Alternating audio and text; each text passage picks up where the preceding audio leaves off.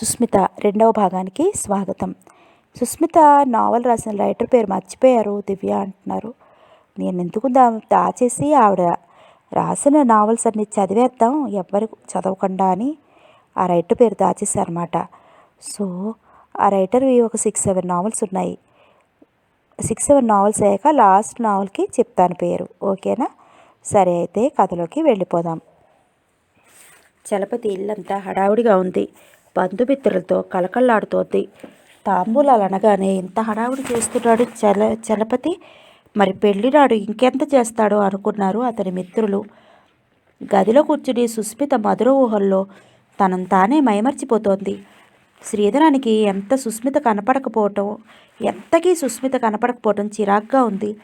మా కోడలి పిల్ల ఎక్కడుంది అంది రుక్మిణి మరదలని. ఎంత కావాల్సిన సంబంధమైనా సుస్మితకి సిగ్గుగా ఉంది. బయటకు వద్దామంటే ఇంట్లో చాలామంది కొత్త వాళ్ళు ఉన్నారు. శ్రీధరానికి లోపలికి వెళదామా అనిపించినా ఏదో అభిమానం అడ్డు నిలిచింది.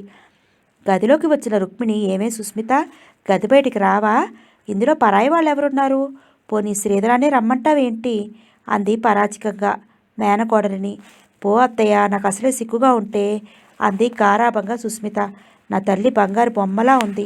సుస్మిత దగ్గర తీసుకుని ముద్దు పెట్టుకుంది రుక్మిణి. పెద్దల సమక్షంలో మా అమ్మాయిని మీ అబ్బాయికి ఇస్తున్నామని నిశ్చయ తాంబూలాలు పుచ్చుకున్నారు వియ్యంకులిద్దరు. రుక్మిణి సుస్మిత నుదుట బొట్టు పెట్టి పట్టుచీర, ప్రధానపు ఉంగరం, పూలు, పళ్ళు ఇచ్చింది. పట్టుచీర కట్టుకు వచ్చిన సుస్మిత పెద్దలందరికీ నమస్కరించింది. మనసారా దీవించి అక్షింతలు వేసింది రుక్మిణి. చలపతి కూడా అల్లుడికి సూటుతో పాటు ముత్యపు ఉంగరం ఇచ్చాడు. విశ్వనాథం దంపతులు చలపతి దంపతులకు తిరిగి మళ్ళీ వారు విశ్వనాథం దంపతులకు బట్టలు పెట్టుకున్నారు. తమ్ముడు తన కోసం ప్రత్యేకంగా పట్టుచీర కొన్నందుకు రుక్మిణి మనసు ఆనందంతో నిండిపోయింది. సిగ్గుల పెళ్లి కూతురిగా వంచిన తల ఎత్తని సుస్మితను చూస్తున్న శ్రీధరం సుస్మిత ఒంటరిగా దొరికితే బావుండునని అనుకున్నాడు. ఆమె అందం, సిగ్గు అతనిని మరింత కవ్విస్తోంది. వచ్చిన వారంతా విందు భోజనం ఆరగించి మరీ వెళ్ళారు. సాయంత్రం డాబా మీద సుస్మితకి రకరకాలుగా ఫోటోలు తీశాడు శ్రీధరం. తను సుస్మిత భుజాన చెయ్యి వేసి నిలబడి ఒక ఫోటో దిగాడు. ఆటోమేటిక్ అవడంతో ఫిట్ చేసి పెట్టిన 5 నిమిషాల కల్లా స్నాప్ తీసింది. పెళ్ళి అన్నవరంలో చేయాలని చలపతి సంకల్పం. పెద్దలందరూ పెళ్లి విషయాలు మాట్లాడుకుంటుంటే శ్రీధరం మెల్లగా సుస్మితతో డాబా మీదకి చేరుకున్నాడు. సుస్మిత, ఇవాటి నుంచి నాకు సగం అధికారం వచ్చింది నీ మీద అన్నాడు సుస్మిత ఒళ్ళో తల పడుకున్న శ్రీధరం. అందుకే కాబోలు ఏకంగా ఒళ్ళో పడకేశావు అంది సుస్మిత. ప్రొద్దున్న ఒక్కసారైనా నా వంక చూసావా అన్నాడు కోపంగా. ఎలా బావా, అందరూ నా వైపు చూస్తుంటే నేను నీ కేసు చూస్తే వాళ్ళంతా ఏమనుకుంటారు? నాకు మాత్రం నేను చూడాలని లేదా అంది అరమోడ్పు కన్నులతో. ఒక్క బుక్కని చుక్క మినహాయించి అప్పుడే పెళ్లి కూతురు కళ వచ్చిందే అమ్మాయి గారికి అన్నాడు బుక్కని చిటికేస్తూ. నీకు మాత్రం రాలేదేంటి పెళ్లి కొడుకు దర్జా అంది సుస్మిత. స్మిత, ఎప్పటికీ మనం ఇలా ఉండిపోతే ఏమిటి పెళ్లి కాకుండానా అంది కిలకిలా నవ్వుతూ సుస్మిత. సుస్మిత చిలిపితనానికి తను కూడా గొంతు కలిపాడు శ్రీధరం. వరలక్ష్మి పెళ్లి పనులన్నీ చకచకా జరిపిస్తోంది. పనికి 4 మనుషులు పెట్టుకుంది. బాగు చేసిన వస్తువులన్నీ డబ్బాలో పోయటం వరలక్ష్మి చేస్తుంటే సరుకుల పేర్లు ఉన్న చీటీలు రాస్తోంది సుస్మిత. మణి, రాంబాబు వంతుల వారీగా చీటీలు డబ్బాలకు అతికిస్తున్నారు. ఇవన్నీ చూసిన రుక్మిణి ఎంతైనా చదువుకున్న పిల్ల, తెలివితేటలు ఎక్కువ అనుకుంది. మా ఇంటికి కూడా వచ్చి నాకు కూడా కాస్త సాయం చేసి పెట్టవే సుస్మిత అంది రుక్మిణి. రోజు సుస్మిత తప్పనిసరిగా మేనత్ ఇంటికి వెళ్ళి పనులన్నీ చేయిస్తోంది. ఆ రోజు సుస్మిత వెళ్ళేసరికి రుక్మిణి కనపడకపోవడంతో సరాసరి లోపలికి వెళ్ళి అత్తయ్య లేదా మావయ్య అంది. మీ అత్తయ్యకి జ్వరం వచ్చిందమ్మా, ఉదయం నుంచి లేవలేదు. కాఫీ కూడా శ్రీధరమే చేశాడు. వాడిప్పుడే ఆఫీస్కి వెళ్ళాడు. రానని చెప్పడానికి నువ్వు వచ్చావుగా, ఇంకేం పర్లేదన్నాడు విశ్వనాథం అలవాటుగా పేపర్లోకి తలదూర్చి. ఆయన మాటలు పూర్తి కాకుండానే మేనత్త గదిలోకి వెళ్ళింది సుస్మిత. కళ్ళు మూసుకు పడుకుంది రుక్మిణి. ముఖంలో అలసట కనపడుతోంది. నుదుటి చెయ్యి వేసి చూసింది సుస్మిత. శరీరం వేడిగా ఉన్నట్లు గమనించి జ్వరం బాగానే ఉందన్నట్లు అనుకుంది. చేత్తో తట్టి అత్తయ్య అని మెల్లగా పిలిచింది. కళ్ళు తెరిచి చూసిన రుక్మిణి నీరసంగా నవ్వింది సుస్మితను చూసి. క్రితం రోజు పసుపు కొట్టేవాళ్ళు రాకపోవడంతో తనే దంపానని, హైరాణ అయ్యి జ్వరం తగిలిందని చెప్పిన మేనత్త మాటలకు కోపం వచ్చింది సుస్మితకి. నేను ఒక్కరోజు రాకపోయేసరికి చూడు ఎలా జరిగిందో అని కోప్పడింది మేనత్తను. అంత జ్వరంలోనూ సుస్మిత మాటలకు నవ్వు వచ్చింది రుక్మిణికి. ఆమె పెద్ద మాటలకు నువ్వు వచ్చావుగా తగ్గిపోతుందిలే, ఇటు వచ్చి కూర్చో అంది తన పక్కన చోటు చూపిస్తూ. సుస్మిత రావటం చూసిన విశ్వనాథం మెల్లగా ఆఫీసుకు జారుకున్నాడు. చూసావా ఆయన తీరు? ఈ ఒక్కరోజు నా సెలవు పెట్టారు కాదు, ముందు సరేనన్నారు, నువ్వు వచ్చావుగా వెళ్ళిపోయారు. ఏం మనుషులో ఏమో, అన్నింటికీ శ్రీధరమే తంటాలు పడాలి. అందుకే ఇలాంటప్పుడు మరీ బాధ అనిపిస్తుంది. నా కడుపున ఒక్క ఆడపిల్లనైనా లేకుండా చేశాడు ఆ దేవుడు అంది కన్నీళ్లతో రుక్మిణి. సుస్మితి కూడా అత్తయ్య చెప్పింది కరెక్ట్ అనుకుంది. కానీ నిజానికి మామయ్య ఉండి ఏం చేయాలి మరి? అత్తయ్యకి ఎందుకు అలా అనిపించిందో. తనకు ఒంట్లో బాగుండనప్పుడు భర్త దగ్గరుండి సేవలు చేస్తుంటే ఆ ఇల్లాలికి తృప్తి. తన మీద భర్తకి ఎంత ప్రేమో అని మురిసిపోతుంది. రేపు పెళ్ళయ్యాక తనకు కూడా ఇలాగే జ్వరం వస్తే బావ కూడా ఆఫీస్కి వెళ్ళిపోతాడా నన్ను వదిలి అనుకుంది. బావ మంచివాడు, ఎప్పుడూ అలా చేయడు, నా దగ్గరే కూర్చుంటాడు. తన తీయని వైవాహిక జీవితంలో ఎప్పుడూ చేదు అనే పదం రాదు, రానియకూడదు అనుకుంది స్థిరంగా సుస్మిత. పోనీలే అత్తయ్య, నేను వచ్చానుగా, ఏమైందని ఇప్పుడు కాస్త హార్లిక్స్ కలుపుతానుండు, మరీ నీరసంగా ఉన్నావు అని లేచి వంటగదిలోకి వెళ్ళింది. వంటగదంతా చిందరవందరగా ఉంది. ఉదయం పెట్టిన కాఫీ గిన్నెలు, గ్లాసులు ఒక పక్కగా ఉన్నాయి. పంచదార డబ్బా మూతలేనందువల్ల చీమలు లోపలికి ప్రయాణం చేస్తున్నాయి. సీసాలో పాలు సగం అలాగే ఉన్నాయి. ఇదంతా బావ కాఫీ పెట్టినందుకు సాక్ష్యం కాబోలనుకుని చిన్నగా తనలో తనే నవ్వుకుంది సుస్మిత. కాఫీ గిన్నెలు శుభ్రం చేసి హార్లిక్స్కి నీళ్లలో పడేసింది. హాయ్ సుస్మిత, వచ్చావా అన్న శ్రీధరం గొంతు విని వెనక్కి తిరిగింది. బాస్కెట్ నిండా కూరలో పళ్ళతో నిలబడి ఉన్నాడు శ్రీధరం. రాత్రి నుంచి అత్తయ్యకి జ్వరంగా ఉంటే వచ్చి చెప్పకూడదు అంది కోపంగా. ముందు అర్జెంటుగా అరకప్పు కాఫీ ఇవ్వు, నీరసం అన్నాడు కుర్చీలో కూలబడి. నాకు తెలియక అడుగుతాను, జ్వరం నీకా అత్తయ్యకా అంది సుస్మిత. మా అమ్మకే గాని ముందు కాఫీ ఇవ్వు, కళ్ళు తిరుగుతున్నాయి అన్నాడు శ్రీధరం. 2 నిమిషాల్లో కాఫీ తయారు చేసి శ్రీధరానికి ఇచ్చి హార్లిక్స్ కలిపి అత్తయ్య దగ్గరికి వెళ్ళింది. లే అత్తయ్య, కాస్త హార్లిక్స్ తాగుతూ గాని అని రుక్మిణి భుజాల చుట్టూ చేతులేసి కూర్చోబెట్టింది. బలవంతాన 2 కుక్కలు తాగిన రుక్మిణి, నాకొద్దు తల్లి, నోరంతా చేదుగా ఉంది అని మళ్ళీ పడుకోబోయింది. అదేం కుదరదు, తాగాల్సిందే. 2 మాత్రలు వేసి మరీ తాగించింది సుస్మిత. అమ్మా, నా దగ్గర అయితే మాత్రలు వద్దని మొరాయించావు, సుస్మిత దగ్గర ఏం కుదరదు, నీ పెట్టు అన్నాడు నవ్వుతూ శ్రీధర్. చాలేరా నీ గోల, ఆ మాత్రలు చేదుగా ఉన్నాయంది అదోలా ముఖం పెట్టి రుక్మిణి. వంట పని పూర్తి చేసి శ్రీధరానికి, మధ్యాహ్నం వచ్చిన విశ్వనాథానికి భోజనం పెట్టింది సుస్మిత. తనకి ఏమాత్రం ఎందుచేతనో తినాలనిపించలేదు. ఒక కప్పు కాఫీ తాగి ఊరుకుంది సుస్మిత. ఈ కాస్త పనికే ఏమిటోగా ఉంది, ఒళ్ళంతా అలసిపోయినట్లుగా ఉంది అనుకుంది. నీ భోజనం పూర్తయిందా అంది రుక్మిణి. చేశారని అబద్ధాలు ఆడింది సుస్మిత. ఆ సాయంకాలానికల్లా చలపతి వరలక్ష్మి వచ్చారు చూడటానికి. సుస్మిత గురించి చెప్పలేక సతమతమైపోతుంది రుక్మిణి. అత్తయ్య చెప్తుంటే ఏమిటోగా ఉంది సుస్మితకి. పూర్తిగా జ్వరం తగ్గాకే సుస్మితని పంపమని మరీ చెప్పాడు చలపతి రుక్మిణికి. రాత్రి భోజనం చేస్తున్న శ్రీధరం, మధ్యాహ్నం కూర బాగుంది కదూ సుస్మిత అన్నాడు. ఏదో ధ్యాసలో పడి ఉన్న సుస్మిత చటుక్కున, నేను తినలేదు బావా అంది. ఏంటి మధ్యాహ్నం భోంచేయలేదు అన్నాడు గట్టిగా. అబ్బా మెల్లగా మాట్లాడు, అత్తయ్య వింటుంది. పనంతా పూర్తయ్యేసరికి ఆకలి అనిపించలేదంది. ఈ పూట నేను కలిపి పెడతానని బలవంతంగా సుస్మితకి తనే కలిపి తినిపించాడు శ్రీధరం. నాకొచ్చినా బాగుండేది జ్వరం, వెదవది, అమ్మకు వచ్చింది, చక్కగా సపర్యలు చేస్తున్నావు అన్నాడు శ్రీధర్. చాలే, బాగుంది నీ కోరిక మృదువుగా మందలించింది.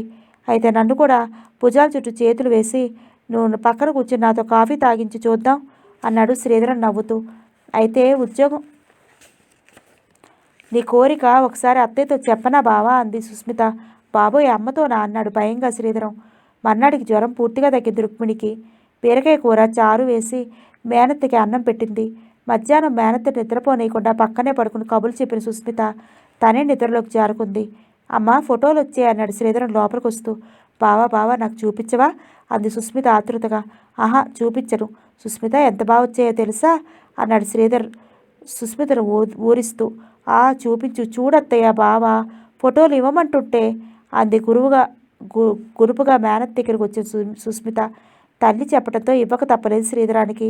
అన్నింటికన్నా సుస్మిత శ్రీధరం కలిసి దగ్గరగా నిలబడి శ్రీధరం చెయ్యి సుస్మితను చుట్టినట్లున్న ఫోటో బాగా వచ్చింది. ఆ ఫోటోతో గబగబా లోపలికి పరిగెత్తింది సుస్మిత. సుస్మిత అని పిలుస్తూ వెంటపడ్డాడు శ్రీధరం. పరిగెడుతున్న వాడిద్దరిని చూసి, నువ్వెప్పుడైనా నన్ను ఇలా కవ్వించావా అన్నాడు విశ్వనాథం భార్యకి దగ్గరగా జరుగుతూ. చాలండి సరసాలు, ముసలి వయసులో దసరా పండగని దూరం జరగండి, వాళ్ళు చూస్తారు. వాడికన్నా మీరే కుర్రాళ్ళ ప్రవర్తిస్తున్నారా రుక్మిణి. అంటే నేను ముసలాడినా? ఒక్క పిల్లాడి తండ్రిగా ఉన్నప్పుడే ముసలాడిని చేశావు, వాళ్ళు చూడకపోతే నీకు ఇష్టమేగా అన్నాడు నవ్వుతూ విశ్వనాథం. మీతో ఇలా కాదు అని ఒరే శ్రీధరం అని కొడుకుని పిలవబోయింది. వాడిని ఎందుకు పిలవటం, నేను వెళ్తున్నానులే, అలా రండి దారికి అంటూ నవ్వింది రుక్మిణి. బావా, నాకు ఈ ఫోటో చాలా బాగా నచ్చింది, నేను తీసుకుపోతాను అంది ఫోటో వెనక్కి దాచిన సుస్మిత. ఫోటో ఎందుకు, నేను ఎదురుగా ఉన్నానుగా అన్నాడు శ్రీధరం. నువ్వెక్కడికైనా వెళితే, అసలు నేను పెళ్ళయ్యాక ఇంట్లోంచి కదిలితే కదా, అయితే ఆఫీసుకు కూడా వెళ్ళవా అంది ఆశ్చర్యంగా. అన్నాడు శ్రీధర్ తల అడ్డంగా ఊపుతూ. అయితే ఉద్యోగం చేయని వాడిని నేను చేసుకోను, నాకు వద్దు అంది. నువ్వు మాత్రం నాకు కావాలి, ఉండు నీ పని చెప్తానని 2 చేతులతో పైకెత్తి అమాంతంగా సుస్మితని గిరిగిరా తిప్పి ఆయాసం వచ్చేసరికి మంచం మీద పడేసి ఊపిరి పీల్చుకున్నాడు శ్రీధరం.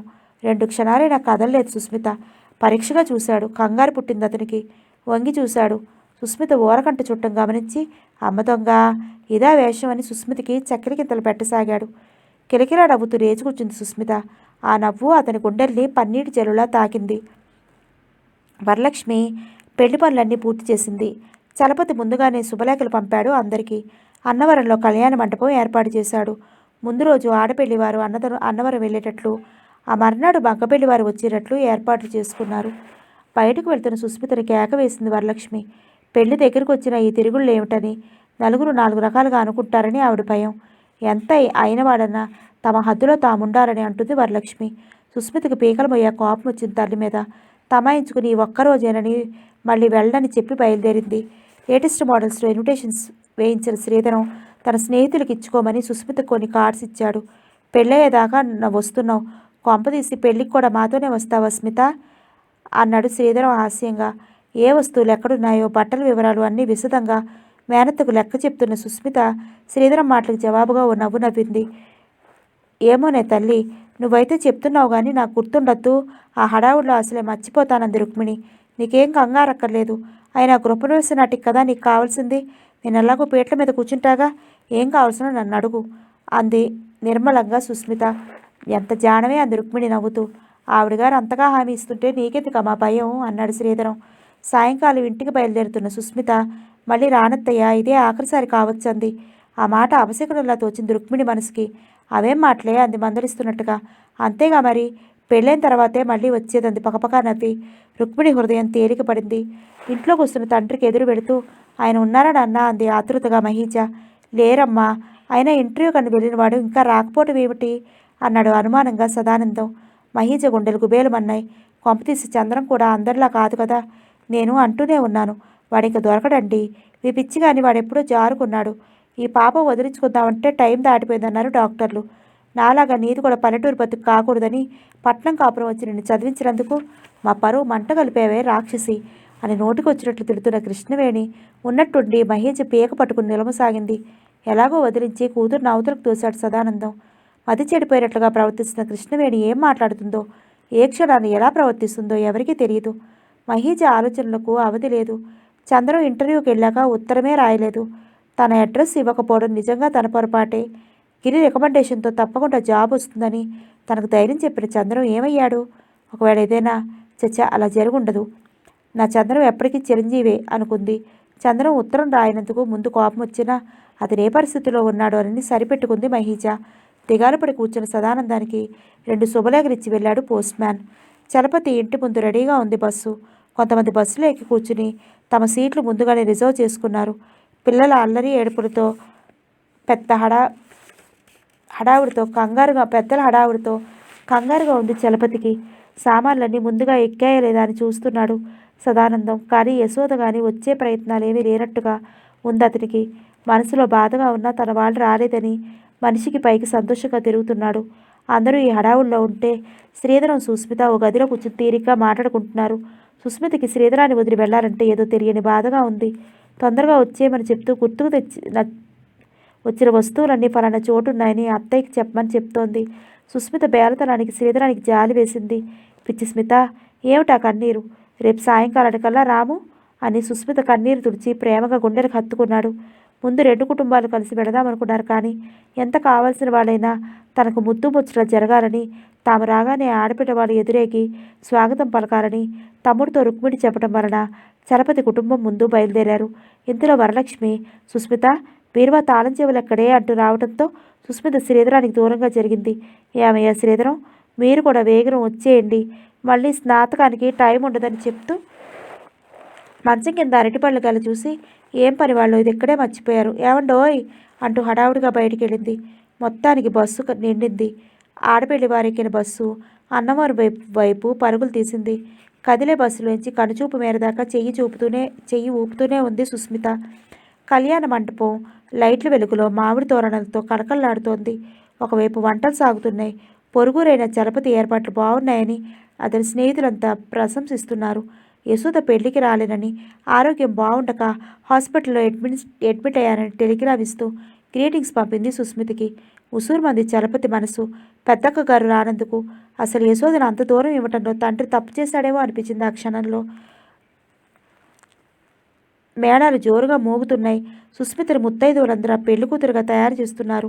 పూల మంటపం కట్టేవారు హడావుడిలో వారున్నారు. ఆకుపచ్చని పట్టుచీరలో పూల జడతో, చేతుల నిండుగా రంగుల గాజులతో, బుగ్గన చుక్క, నుదుట కళ్యాణ మండపం, కాళ్ళకి పసుపు పారాణితో సర్వాంగ సుందరంగా అలంకరించబడిన సుస్మిత గదిలో కూర్చుంది. పట్టుచీరలో సుస్మిత అందం మరింత ఇనుమడించింది. పాలుగారే బుగ్గలు, విసనకర్ర లాంటి కనురెప్పలు, కొనతేరిన ముక్కు, లక్కపిడత లాంటి చిన్న నోరు, చెంపకు జారడేసి కళ్ళు, ఆ కళ్లకు తీర్చిదిద్దినట్లున్న కాటుక, అందమైన శిల్పంతో పోటీ పడుతోంది సుస్మిత రూపం. హడావుడిగా వచ్చి చూసిన వరలక్ష్మి కూతురి అలంకరణకు తృప్తి పడింది. పెళ్లివారు రావటం తరువాయి. పనులన్నీ పూర్తయ్యాయి. వంట పని ముగించి వంట వాళ్ళు కబుర్లు చెప్పుకుంటూ కూర్చున్నారు. 4 మనుషుల్ని స్టేషన్కు పంపాడు చలపతి. పెళ్లివారిని తీసుకురమ్మనమని. రాత్రి 10 గంటలకు వచ్చిన వారు. రైలు వచ్చింది కానీ పెళ్లివారు మాత్రం రాలేదని చెప్పారు. చలపతికి కంగారు మొదలైంది. మళ్ళీ ఇప్పట్లో ఏ రైలు లేదని చెప్పారు వచ్చిన మనుషులు. ఒకవేళ బస్సుకు వస్తారేమోనని బస్టాండ్కి పంపాడు. రాలేదని చెప్పారు వాళ్ళు. చలపతికి కంగారు ఎక్కువైంది. ఏం జరిగింది? తెల్లవారుజామున పెళ్ళంటే ఇంతవరకు రాకపోవటం ఏమిటి? ఏం తోచకుండా ఉంది అతడి పరిస్థితి. సంగతి తెలిసిన వరలక్ష్మి హడావుడిగా పరిగెత్తుకొచ్చింది భర్త దగ్గరికి. ఇదేమిటండి వీళ్ళు ఇంకా రాలేదు? ఏం జరిగిందో ఏమిటో. నాకు అసలు కాళ్ళు చేతులు ఆడటం లేదు. ఈ మాట విన్నప్పటి నుంచి ఏం చేద్దామంటారు అంది గాబరాగా. కంగారు పడికే వస్తారు, ఎందుకు రారు? అసలు రైలుకే వస్తామన్నారు, మరి ఎందుకు రాలేదో అన్నాడు తనకి కంగారుగా ఉన్న భార్యకి ధైర్యం చెప్తూ చలపతి. అన్నవరం సత్యనారాయణ స్వామి మొక్కుకున్న ప్రకారం నీ కొండ మీద చేస్తున్నాం పెళ్ళి. ఏ అడ్డంకులు రానియకుండా ఈ పెళ్లి జరిపించు స్వామి అని భక్తిగా దండం పెట్టుకుంటోంది వరలక్ష్మి. సుస్మితకి ఈ విషయం తెలిసిన దగ్గర నుంచి మనసంతా ఆవేదనతో నిండిపోయింది. కుడికన్ను అదురుతోంది. అత్తయ్య వాళ్ళు ఎలా ఉన్నారు? శ్రీధరం బాబు ఎలా ఉన్నాడు? స్కూటర్ ఎక్కాడంటే ఒళ్ళు తెలియని స్పీడ్తో డ్రైవ్ చేస్తాడు. ఒకవేళ బావకు కానీ ఆ ఆలోచనతో వణికిపోయింది ఆమె మనసు. పెళ్లివారు రాలేదన్న హడావుల్లో వారుంటే పెళ్లికొచ్చిన వారిలో కొందరు పిల్లలు ఏడుస్తున్నారని, చేసిన వంటకాలు చల్లారిపోతున్నాయని భోజనాలు చేసేస్తున్నారు. తెల్లవారుజామున పెళ్లి ముహూర్తం ఉంటే ఎందుకు రారని ఆదుర్దా పడొద్దని కొందరు చలపతికి ధైర్యం చెప్తున్నారు.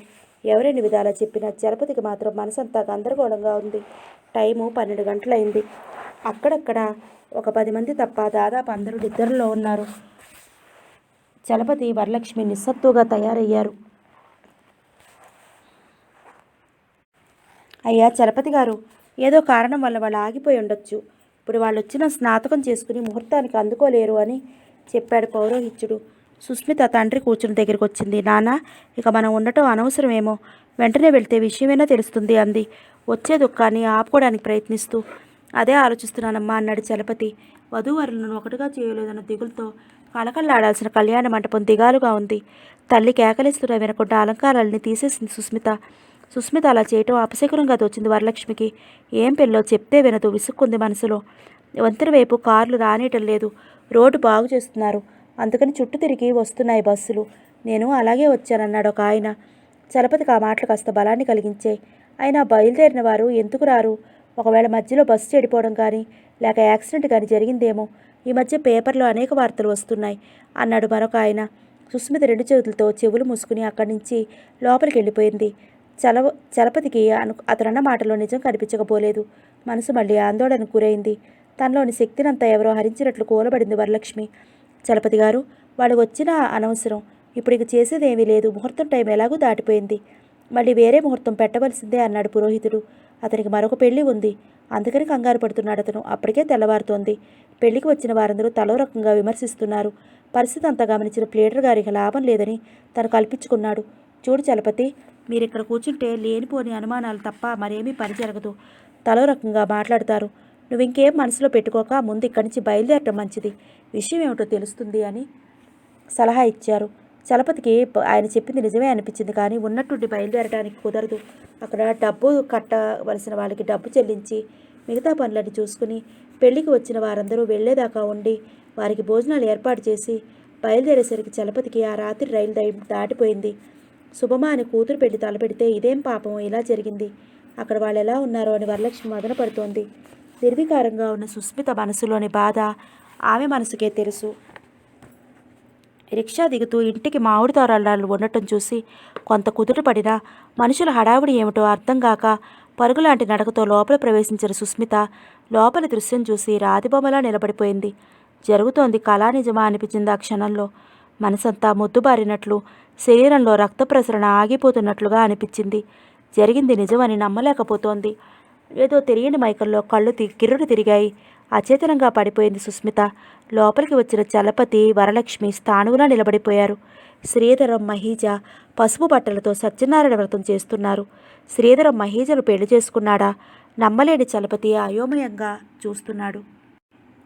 చలపతిలో ఏదో తెలియని ఆవేశం మనిషిని ఉద్రిక్తుడిని చేసింది. శరీరం కంపిస్తోంది. మనసు ఉక్కబట్టుకుని రుక్మిణి అని బిగ్గరగా అరిచినట్లు పిలిచాడు. మేనమామని చూడగానే శ్రీధరం తల సిగ్గుతో వాలిపోయింది. పిలిచావా అన్నయ్య? హాల్లోకి వచ్చిన రుక్మిణి తమ్ముడిని చూసి తడబడింది. అయినా నిలదొక్కుని రా తమ్ముడు, రా వరలక్ష్మి, లోపలికి రండి అంది. చాలే తల్లి, ఇంకా ఏముందని లోపలికి రావాలి? అయిన వాళ్ళు కదా ఇంత మోసం చేస్తారా? ఏం జరిగిందని ఈ దారుణానికి ఒడికట్టారు? పీటల దాకా వచ్చిన పెళ్లిని ఇప్పుడు ఇలా ఆపు చేస్తారా? మళ్ళీ దానికి పెళ్ళవుతుందా? ఎందుకు చేశారు ఈ పని? ఆడపిల్ల జీవితంతో ఆటలాడతారా? మీకు ఓ పిల్ల ఉండి ఇలా జరిగిన నాడు మీకు తెలుస్తుంది నా బాధ. మురుకుల్లాంటి మాటలు విసురుతోంది వరలక్ష్మి కూతురి పెట్టి తప్పిపోయిందన్న బాధతో. రుక్మిణి, ఎందుకు చేశావు ఈ పని? సుస్మిత అంటే పంచప్రాణాలన్నావే, నా బిడ్డ బ్రతుకు ఎందుకు నాశనం చేశావు? చెప్పు బావా, మీరైనా చెప్పండి ఏం జరిగిందో. ఆడదానికన్నా అన్యాయంగా విలపిస్తున్నాడు చలపతి. నాదేవీ లేదని మౌనంగా తప్పుకున్నాడు విశ్వనాథం. దోషిరా నిలబడింది రుక్మిణి. ఏం మాట్లాడాలో తెలియక వచ్చిన వాళ్ళందరికీ ఇదంతా వింతగా ఉండి ఏం జరుగుతుందోనని కుతూహలంగా చూస్తున్నారు. ఏమిటయ్యా చలపతి, ఇందాక నుంచి చూస్తున్నాను ఒకటే ఏడుపులు. శ్రీధరం మహేష్ పైన మనసు పడ్డాడు, చేసుకుంటానని పట్టుపట్టాడు. ఈ పెళ్లి జరగక తప్పలేదు అంది దర్పంగా కృష్ణవేణి. వదినగారి వైపు సూటిగా చూసింది రుక్మిణి. శ్రీధరం పీటల మీద నుంచి లేచి తన గదిలోకి వెళ్ళిపోయాడు. అవునరా తమ్ముడు, మీ వదిన చెప్పింది నిజమే. శ్రీధరానికి నా కూతురికి రాసిపెట్టి ఉంది, జరిగిపోయింది. అయినా ఈ రోజుల్లో పీటల మీద పెళ్ళిళ్ళు ఆగిపోవటం ఏమంత ఆశ్చర్యం కాదు, సహజంగా జరుగుతున్నదే. నా ఎరికలో ఓ మంచి సంబంధం ఉంది. ఆ సంబంధం ఖాయం చేసి నీ కూతురికి పెళ్లి చెయ్యి. నా కూతురు ఒకటి, నీ కూతురు ఒకటి కాదు.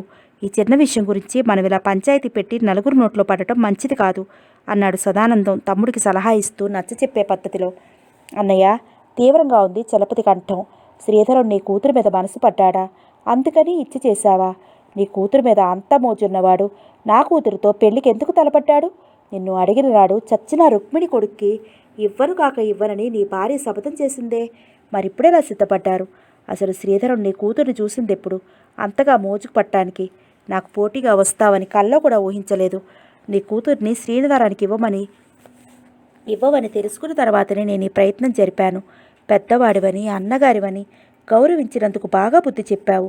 అసలు వీళ్ళందరి మాటలు కాదు నాకు కావాల్సింది. చెప్పు రుక్మిణి, ఏం జరిగింది? పీటల వరకు వచ్చిన పెళ్లిని ఎందుకు ఆపు చేయవలసి వచ్చింది? చెప్పు. రుక్మిణి చేతులు పట్టుకుని ఉద్రేకంగా అడుగుతున్నాడు చలపతి. చలపతి అలా పదే పదే రుక్మిణి అని పేరు పెట్టి పిలుస్తుంటే వినలేని రుక్మిణి మనసు విలువల్లాడింది. ఎప్పుడూ అక్కయ్య అని ప్రేమగా పిలిచే పిలుపు తప్ప ఇలా పేరు పెట్టి తమ్ముడి చేత పిలిపించుకోవడం ఇదే మొదటిసారి ఆమె జీవితంలో. తమ్ముడు అలా జరిగింది చెప్పమని బలవంత పెడితే భరించలేక అన్నయ్య 10,000 కట్నం ఇచ్చాడు. అందుకని అంది. ఏం చెప్పాలో తెలియక రుక్మిణి. 10,000 రూపాయల కట్నానికి ఆశపడి పండంటి నా బిడ్డ బతుకు పాడు చేస్తావా? నీ మనసులో ఆ విషయం ఉన్నప్పుడు నాకెందుకు చెప్పలేదు? ఇంత చేసిన వాడిని నేను ఆ పాటి కట్నం ఇవ్వలేనా? మన బాంధవ్యాలను నువ్వు ఇలా డబ్బు రూపంలో ముడిపెడతావనుకోలేదు అన్నాడు కన్నీళ్లతో చలపతి. చెట్టంత తమ్ముడు అలా కన్నీరు కార్చడం రుక్మిణికి బాధగా ఉన్నా తను అసహాయురాలు, ఏం చేయగలను అనుకుంది. పురోహితుడు మంత్రాలను మానేసి వింత చూస్తున్నాడు. మహీజ పీటల మీద నుంచి లేచి తల్లి పక్కన నిలబడింది. తమ్ముడు, జరిగింది మర్చిపో. నీ పిల్లైతే ఒకటి, నా పిల్లైతే ఒకటి కాదు. మాతో పాటే ఉండి ఈ కార్యక్రమం పూర్తి చేయించు.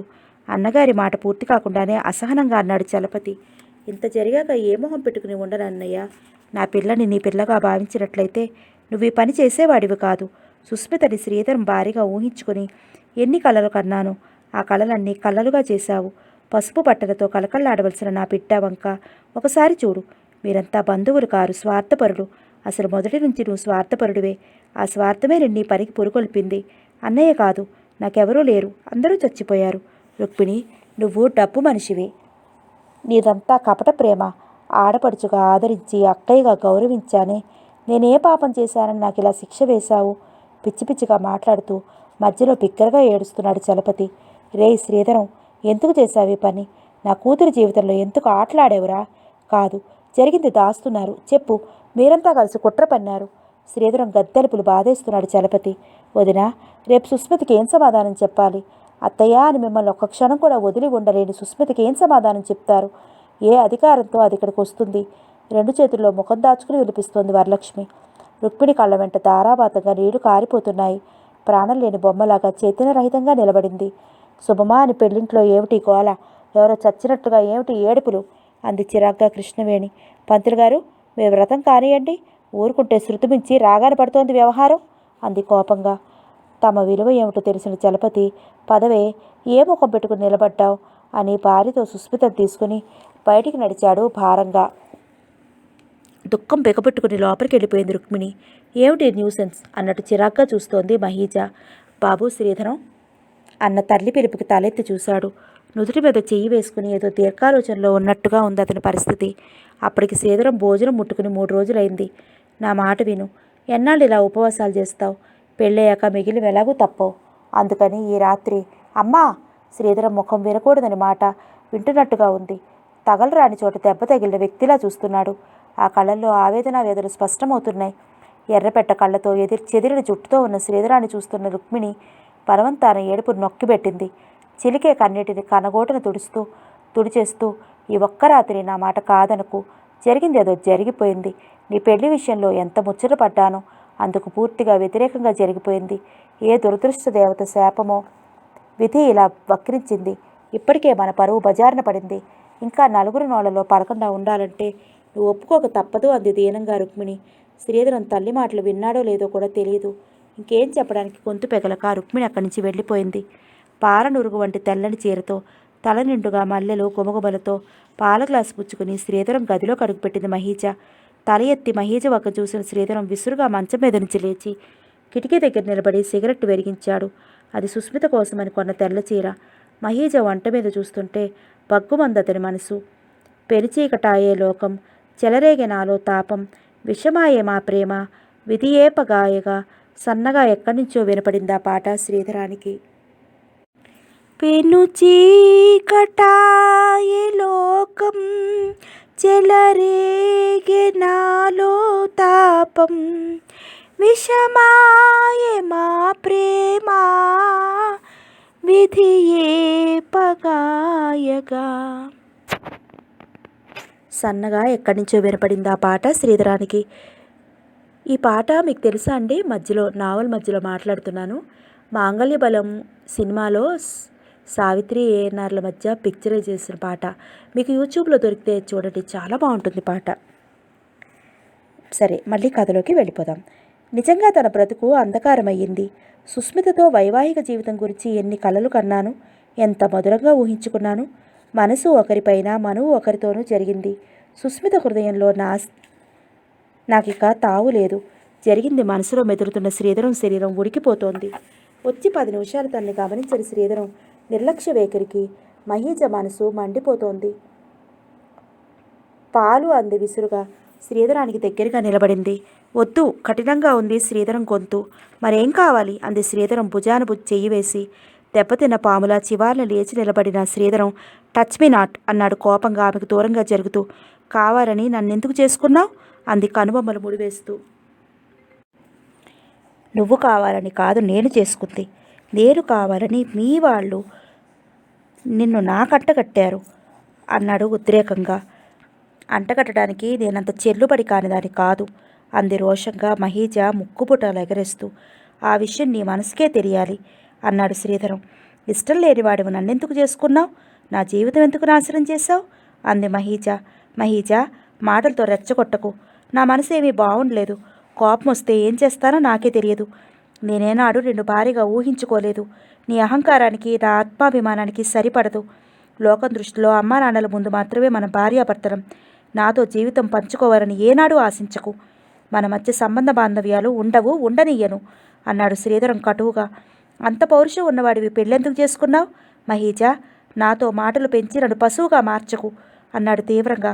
ఇప్పుడు కానట్లు అంది హేళనగా మహీజ. అంతవరకు నిగ్రహించుకున్న శ్రీధర్ మహీజ మాటలకు నిజంగానే రెచ్చిపోయాడు. యూ డెవిల్, నా జీవితంలో రాక్షసిలా ప్రవేశించావు. అసలు నీ మూలకంగానే ఈ పెళ్లి జరిగింది. నా సుస్మిత నాకు దూరమైంది అన్నాడు పిడికిలి బిగిస్తూ ఆవేశంగా. అతడు నిలబడిన తీరు చూస్తుంటే ఏం చేస్తాడోనన్న జంకు కలిగింది మహీజకు.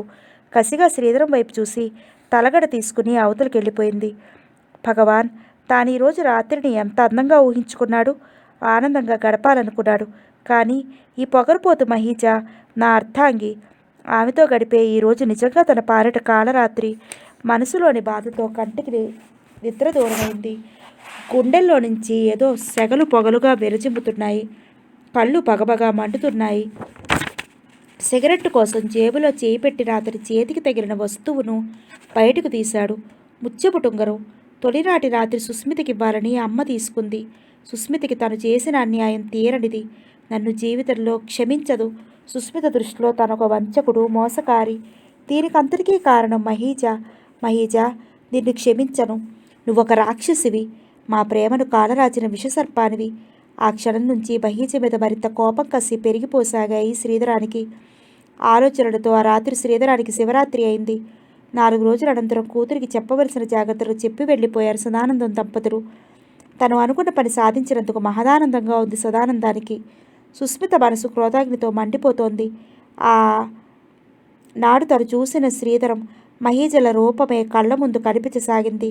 ఆ షాక్ నుంచి తానింతవరకు కోలుకోలేకపోయింది. శ్రీధరం బావ చేసిన పనిని నమ్మలేకపోతోంది. అసలు ఎలా జరిగింది? బావు తన మీద చూపించిందంతా కపట ప్రేమేనా? చేసుకున్న భాషలు, చెప్పుకున్న మాటలు అన్నీ అబద్ధాలేనా? తను లేనిదే బ్రతకలేనని, తనతోటితే లోకమని చెప్పిన బావ ఎందుకు ఇలా మారిపోయాడు? మహీజను చేసుకోవాలని ఉంటే తనతో చెప్పొచ్చు కదా. శ్రీధరం బావ మహీజతో మాటైనా మాట్లాడని వాడు పెళ్ళికి ఎలా ఒప్పుకున్నాడు? పెళ్ళికి వెళ్ళేదాకా తనతోనే ఉన్నాడు. ఇంటికి వెళ్ళాక ఏం జరిగి ఉంటుంది? నువ్వు మా ఇంటి కోడలుగా ఎంత త్వరగా వస్తావా అని ఎదురు చూస్తున్నామనే మామయ్య, సుస్మిత ఎప్పటికైనా నా కోడలే అనే అత్తయ్య ఎలా అంగీకరించారు ఈ పెళ్ళికి? ఆ రోజు శ్రీధరాన్ని మహీజని పసుపు బట్టలతో చూడగానే తను పడిపోవటం తప్ప తర్వాత ఏం జరిగిందన్న విషయం వారం రోజుల తర్వాత జ్వరం నుంచి కోలుకున్న సుస్మితకి తల్లి ద్వారా తెలిసింది. కట్నానికి ఆశపడి మహీజని కోడలు చేసుకున్నారని చెప్పిన అత్తయ్య మాటలు ఎంత మాత్రం నిజం కావు. అంతవరకు శ్రీధరం పట్ల ఉండే అనురాగం అంతమైన దాని స్థానే ద్వేషం పెంచుకుంది. మమకారం స్థానే కరుకుదనం చోటు చేసుకుంది. మహీజ ఒక్కరోజు ఉంటేనే ఆమె ఉనికిని భరించలేని శ్రీధరం ఆమెను జీవితాంతం భారీగా ఎలా భరించగలడో అర్థం కాలేదు సుస్మితకి. బట్టలు సర్దుతున్న సుస్మితకి శ్రీధరం ప్రజెంట్ చేసిన వస్తువులు కంటపడగానే మనసు కలుక్కుమంది. వెంటనే ఒక నిశ్చయానికి వచ్చి శ్రీధరం ఇచ్చిన వస్తువులతో పాటు అతడు కొన్న చీరలు, వాచి, తన పుట్టినరోజు నాడు బేరత్త పెట్టిన చీర, ప్రధానం నాడు పెట్టిన పట్టు చీర, ఉంగరం, తన దగ్గర శ్రీధరం గుర్తుగా ఉన్న వస్తువులన్నిటినీ రాంబాబుకిచ్చి అత్తయ్య గారింట్లో ఇవ్వమని పంపింది. తనను కావాలని దూరం చేసుకున్న శ్రీధరం వస్తువులు తన దగ్గర ఉండటం అనవసరంగా భావించింది ఆమె మనసు. అవన్నీ పంపాక మనసు ఎందుకో తేలిగ్గా ఉన్నట్టు అనిపించింది. అదేమిటే, ఎప్పుడెప్పుడో పెట్టిన చీరలు, అతడు కొన్న వాచి కూడా తిరగొడుతున్నావు. మనం పెట్టిన వస్తువులు వాళ్ళ దగ్గర లేవు అంది ఊరుకోలేక వరలక్ష్మి. అమ్మా, పరాయి వాళ్ళ వస్తువులు నా దగ్గర ఉండటం నాకు ఇష్టం లేదు. అతను పరాయి వాడైనప్పుడు అతనిచ్చిన వస్తువులు పరాయివి కావా? ఉందిగా మూజిపడి చేసుకున్న ముద్దులు పెళ్ళాం, ఆవిడికి ఇస్తాడంది కసిగా. నీ మొండితనమే నీకు. తనలో తనే గొణుక్కుంది వరలక్ష్మి. ఏమిటమ్మా సుస్మిత ఈ పని? మరీ తెగతెంపులు చేసుకున్నట్లుగా ప్రవర్తించడం నాకేం నచ్చడం లేదు. యశోద ఎలాగో దూరాన ఉంది, ఇది ఊళ్ళో ఉంది కదా అనుకుంటే ఇప్పుడు ఇలా అయింది. ఆ రోజు ఒళ్ళు తెలియకుండా మాట్లాడాను. అక్కయ్య ఎంత బాధపడిందో. శ్రీధరం కావాలని చేసుకుంటానంటే అక్కయ్య మాత్రం ఏం చేస్తుంది? ఆవేశం తగ్గాక ఆలోచిస్తే ఇందులో తాని తప్పు ఏమాత్రం లేదని అనిపిస్తోంది. ఈ కాలం పిల్లలు చెప్తే వినేటట్టున్నారా? శ్రీధరం అలాంటి వాడు కాదు. మరెందుకు ఇలా చేశాడో ఆశ్చర్యంగా ఉంది అన్నాడు చలపతి. తండ్రి మాటలకు దుఃఖం కోపం కూడా వచ్చాయి సుస్మితకి. ఏ నాన్న, అత్తయ్య బాధపడుతుందని అంటున్నారు కానీ నా బాధ గమనించారా? తెగతెంపులు కాకపోతే అత్తయ్య చేసిందేమిటి? పోనీ జరిగిందేమిటో, ఎందుకు ఇలా చేయాల్సి వచ్చిందో బావ కానీ అత్తయ్య కానీ చెప్పగలిగారా? అయినా చెప్పిందిగా డబ్బు కోసం చేస్తున్నామని. డబ్బు కోసం బాంధవ్యాలను కూడా మర్చిపోయిన వారు మనకి బంధువులు కాదు నాన్న అంది ఆవేశంగా సుస్మిత. ఎటూ చెప్పలేని పరిస్థితి చలపతిది. ఒకవైపు కన్న కూతురు, మరొకవైపు తోడ పుట్టినది. ఏమీ చెప్పలేని ఆ పరిస్థితిలో మౌనమే శరణ్యమైంది అతనికి. ఆ రాత్రంతా మనసులోని బాధ తీరేలా ఏడ్చింది సుస్మిత. సుస్మిత పంపిన వస్తువులు చూడగానే చివుక్కుమంది రుక్మిణి మనసు. అంత కానిదాన్ని అయిపోయాను. నేనెంతో ప్రేమగా పుట్టినరోజు నాడు పెట్టిన చీర కూడా పంపింది. దాని మనసు విరిగిపోయింది కాబోలు. సుస్మిత, నేనెంత బాధపడుతున్నానో నా మనసుకే తెలుసు. అందుకే ఏమీ చెప్పలేని అశక్తురాలిని మనసులోనే రోధించింది రుక్మిణి. అమాయకంగా ఉండేది అనుకున్నాను కానీ దాని వెనుక ఉన్న ఆత్మాభిమానం గ్రహించలేకపోయాను. మొత్తానికి తెలివి కలపిల్ల. అందుకే ఇచ్చిన వస్తువులని తిప్పి పంపింది. శ్రీధరానికి సుస్మిత రాసి పెట్టలేదేమో, అందుకే పీటల దాకా వచ్చిన పెళ్లి విచిత్రంగా మలుపు తిరిగింది అనుకున్నాడు విశ్వనాథం. సుస్మిత చీరలు చూడగానే సుస్మితని చూసినట్లు అనిపించిన శ్రీధరం ఒక్కసారి ఆ చీరల్ని ప్రేమగా గుండెలకు హత్తుకున్నాడు. అతని మనసులోని ఆవేదన కొంత తగ్గినట్టు అనిపించింది కానీ అది సుస్మిత తిరక్కొట్టి పంపిందని తెలిసి అతని గుండెలను ఎవరో పిడినట్టుగా, అభిమానం దెబ్బతిన్నట్లుగా బాధపడ్డాడు. తను కావాలని మైసూరు నుంచి ఏరికోరి తెచ్చాడు ఈ చీరను. బిఏ పాస్ అయిన గుర్తుగా ప్రజెంట్ చేసిన వాచి కూడా పంపింది అని తెలిసి మరింత బాధ పెరిగింది. అంటే నీ వస్తువులతో పాటు నిన్ను కూడా మర్చిపోయానని కాబోలు వీటిని పంపడంలోని అర్థం. ఇవన్నీ తన ప్రేమ చిహ్నాలు. తను ఇంకా కృంగి కృషించాలని ఇప్పుడవన్నీ పంపింది. ఈ సృష్టిలో బావ మరదళ్ళ ప్రేమ అతి తీయనిది. పెళ్లికి ముందే తీయదనమంతా కరిగిపోయింది. నా మనసులో నీకు తప్ప మరెవరికి స్థానం లేదు. ఆ నిజాన్ని నీతో చెప్పలేను. చెప్పినా నువ్వు నమ్మవు స్మిత. నా మనసులోని వేదన నీకు అర్థం కాదు. నా హృదయంలో మండే మంటలు చల్లారవు. ఒక్కసారి నా ఆవేదనంతా నీతో చెప్పి నీ కుండలలో తలదాచుకుని ఏడవాలనుంది స్మిత అని మనసులో ఏడ్చాడు శ్రీధరం. రోజులు గడుస్తున్నాయి. శ్రీధరం మనిషి పూర్తిగా మారిపోయాడు. చిక్కి కుంటలు పడ్డ కళ్ళతో పిచ్చివాడిలా ఉన్నాడు చూసేవాళ్ళకి. అనుకోనిది జరగటమే జీవితం. అలా జీవితంలో రాజీ పడిన వాడినే మనిషి అంటారు. కానీ శ్రీధరం మాత్రం మహీజతో రాజీ పడలేకపోయాడు. ఉదయం తన పని ముగించుకుని వెళ్ళినవాడు ఏ రాత్రికో ఇల్లు చేరతాడు. పెడితే తినటం తప్ప అడగటం ఏనాడో మర్చిపోయాడు. కొత్తగా అలవాటు చేసుకున్న సిగరెట్ ఇప్పుడు అతని ప్రాణం. అది లేనిదే బ్రతకలేననిపిస్తోంది. ఒక్కొక్కప్పుడు పుస్తకాల నిండా సుస్మిత సుస్మిత అని రాసేస్తూ ఉంటాడు రామకోటిలా. సుస్మిత కోటిలోనే నిజమైన సుస్మిత దొరుకుతుందని అతని ఆశ. స్నానానికి భోజనానికి తప్ప గద్దాటి బయటికి రాదు మహీజ. కోడలు వచ్చాక రెట్టింపు పనే అయింది రుక్మిణికి. పెద్ద పని చిన్న పని తనే చూసుకోవడంతో కష్టంగా ఉంది. మాట మంచి లేకుండా పుస్తకాల పురుగులా తయారైన కోడల్ని ఏమైనా అందామంటే ఏమవుతుందోనని భయం. పలకరిస్తే తప్ప సమాధానం చెప్పడు కొడుకు. ఇదే మాట రోజు భర్తతో అంది రుక్మిణి. నాకేమిటో భయంగా ఉందండి శ్రీధరాన్ని చూస్తుంటే. వాడు ఎలా తయారయ్యాడో చూశారా అంది కన్నీళ్లతో. నాకు బాధగానే ఉంది రుక్మిణి. కానీ మనం చేసేది ఏమీ లేదు అన్నాడు నిర్లిప్తంగా విశ్వనాథం. ఏదో 4 రోజులు బాధపడినా తర్వాత మామూలుగా ఉంటాడనుకున్నాను కానీ సుస్మిత పెద్ద ధ్యాసతో మరీ ఇలా తయారవుతాడని అనుకోలేదండి. వరలక్ష్మి అన్నట్లు నాకు ఆ బాధ ఇప్పుడు తెలుస్తోంది. ఇలా తయారవుతాడని తెలిస్తే ఏమైనా ఈ పెళ్లి జరగనిచ్చేదాన్ని కాదు అంది కోపంగా రుక్మిణి. పిచ్చి రుక్మిణి, మన ఇష్టమా? ఏం జరుగుతుందో తెలియటానికి? మీ అన్నయ్య వదిలిన బలవంతాన కాదా ఈ పెళ్లి జరిగింది? శ్రీధరం ఎందుకు చేసుకున్నాడా అనిపిస్తోంది. ఇదంతా మనం చేసుకున్న కర్మ.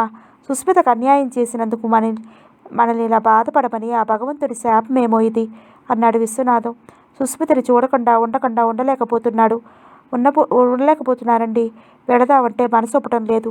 సుస్మిత ఈ ఇంటికి కోడలుగా వస్తే కూతురు లేని లోటు తీరుతుందనుకున్నాను. ఏది కాకూడదనుకున్నానో అదే జరిగింది. ఆ దేవుడు నా ముఖాన్ని ఇలా రాశాడు అంది గద్గదంగా రుక్మిణి. జరిగిన దానికి బాధపడటం వివేకుల లక్షణం కాదు. ఇంతకీ శ్రీధరం కోడలతో తిన్నగా ఉంటున్నాడా? అనుమానంగా అడిగాడు విశ్వనాథం. ఏమోనండి, నాకేం తెలియటం లేదు. అదొక మొండిది. వీడి ప్రవర్తన ఈ తీరుగా ఉంది. ఎంతో పాపం చేసుకుంటే గానీ ఇలాంటివి ప్రాప్తించవు. ఒక్కడే కొడుకు. నాకు లేనిది ఏమిటని మురిసిపోయాను. మనశ్శాంతిగా చీకు చింతాలేని వయసులో ఏమిటి నాకు ఈ బాధలు అంది విరక్తిగా రుక్మిణి. మొన్న కోర్టులో చలపతి కనిపించాడు. పలకరించాలనిపించినా మనస్కరించక ఊరుకున్నానన్నాడు విశ్వనాథం. రుక్మిణి మనసులోని బాధ చెప్పుకుందుకు కూడా ఎవరూ లేరు భర్త తప్ప. ఒకసారి మహీజతో ఏదో మాట్లాడిపోయి ఆమె దగ్గర నుంచి పెడసరగా జవాబు రావడం గమనించి ఎంతో అవసరమైతే తప్ప మహీజతో మాట్లాడటం మానుకుంది రుక్మిణి. సుస్మితలో మునుపటి హుషారు చిలిపితనం చాలా వరకు తగ్గిపోయాయి. ఒక రకమైన విరక్తి ఏర్పడింది. మనసులో దేని మీద శ్రద్ధ లేదు. ఎప్పుడూ ఆలోచిస్తూ ఉండటమే. అలా ఆలోచిస్తున్న కొద్దీ శ్రీధరం చేసిన పని గుర్తుకొస్తోంది. దాంతో మనసంతా కలిచివేసినట్లుగా తయారయ్యి ఆ రాత్రి మరి నిద్ర ఉండదు. మనసులో ఏదో చెప్పలేని నిర్లిప్తత, నిరాశ గూడు కట్టుకుంది. పుస్తకం చేతిలో ఉన్న మనసు మాత్రం ఎక్కడో ఉంది సుస్మితకి. ఒక్కరోజు రుక్మిణి అత్తయ్యని, బావని చూడకుండా ఉండలేని దాన్ని మరిప్పుడు ఎలా ఉండగలుగుతున్నానో పిచ్చిగా నవ్వుకుంది. తనిలా జీవోత్సవంలా తయారైంది. జరిగింది మర్చిపోలేక. మరి శ్రీధరం? తనకే మగాడు, క్షణాల మీద మర్చిపోతాడు. కొత్త పెళ్ళాంతో సినిమాలు, షికార్లు. ఆ వెధవ స్కూటర్ ఒకటి ఉందిగా, వేసుకుని తిరగటానికి అనుకుంది కసిగా. అక్కయ్య, నీకు ఇష్టమైన పాట వస్తోంది. ట్రాన్సిస్టర్ తెచ్చి సుస్మితకి ఇవ్వబోయాడు రాంబాబు. ఏం పాటరా అంది. చేతిలో చేతిలో చెయ్యేసి చెప్పు బావా పాటది. ముందు ఆ రేడియో కట్టేసి అవతలికి పో అంది తీవ్రంగా. తనకిష్టమైన పాట అంటే ఎందుకు అలా కసిరిందో అక్కయ్య అర్థం కాలేదు రాంబాబుకి.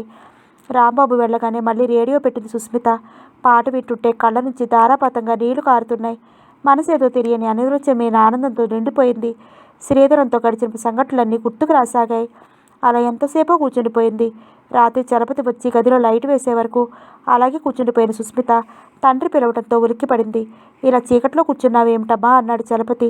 వెలుగు కన్నా చీకటే బాగుంది నాన్న నాకు. అయినా నాకు మిగిలింది చీకటేగా అంది ఉదాసీనంగా. బాధపడకు సుస్మిత, రేపు ఈ పాటికి వాడిని తలదన్నే సంబంధం తెచ్చి నీకు పెళ్లి చేస్తాను. ఆ అప్రాచ్యుడి సంగతి మర్చిపో అన్నాడు కోపంగా చలపతి. నేను అదే మాట చెవిని ఇల్లు కట్టుకుని పోరుతున్నానండి. శ్రీధరం ఒక్కడే నా దేశం మీద, ఎందరు పెళ్లి కొడుకులు లేరు. అక్కయ్య అక్కయ్య అని గౌరవించినందుకు బాగా చేసింది. చివరకు పెళ్లి కాకుండానే పిల్ల చేత రోగం రుష్టు అని చాకరీ చేయించుకునేది. ఏదో మేనలుడు కదా అని ఆశపడ్డాము. మా ఆశలు ఇలా తయారయ్యాయి. బయటకు వెళితే చాలు ప్రతి వాళ్ళు అడగటమే పెళ్ళెందుకు తప్పిపోయిందని. మాకొకటి తెలుసా కారణం ఎందుకు తప్పిపోయిందో అనుకున్నా అడిగే వాళ్ళకి చెప్పలేక నా ప్రాణం చచ్చిపోతోంది. మళ్ళీ ఎప్పటికి దీని పెళ్ళవుతుందో అంది అప్పుడే పెత్తనం ముగించుకొచ్చిన వరలక్ష్మి. ఇన్నాళ్ళు మనసులో ఉన్నదంతా బయటికి వెళ్ళకక్కింది వరలక్ష్మి. అమ్మ, జరిగినవన్నీ తలుచుకోవటం ఎందుకిప్పుడు? అత్తయ్య ఒక్కతి చేసుకోలేదని మీరిష్టమై పంపారు. నేను వెళ్ళాను. ఇప్పుడు ఇది ఎప్పుడు ఎందుకు? శ్రీధరం బావా కాదన్నంత మాత్రాన నాకు పెళ్లి కాక మానదు. మొగుడు దొరకపోడు, ఏదో జరిగిపోయినట్లు. నాకు జీవితంలో మరి పెళ్ళే కాదన్నట్లుగా ఎందుకు బాధపడతావు? పదే పదే వాళ్ళ మాటలు నా దగ్గర ఎత్తకు అంది తల్లి మీద చిరాకుతో కోపంగా సుస్మిత.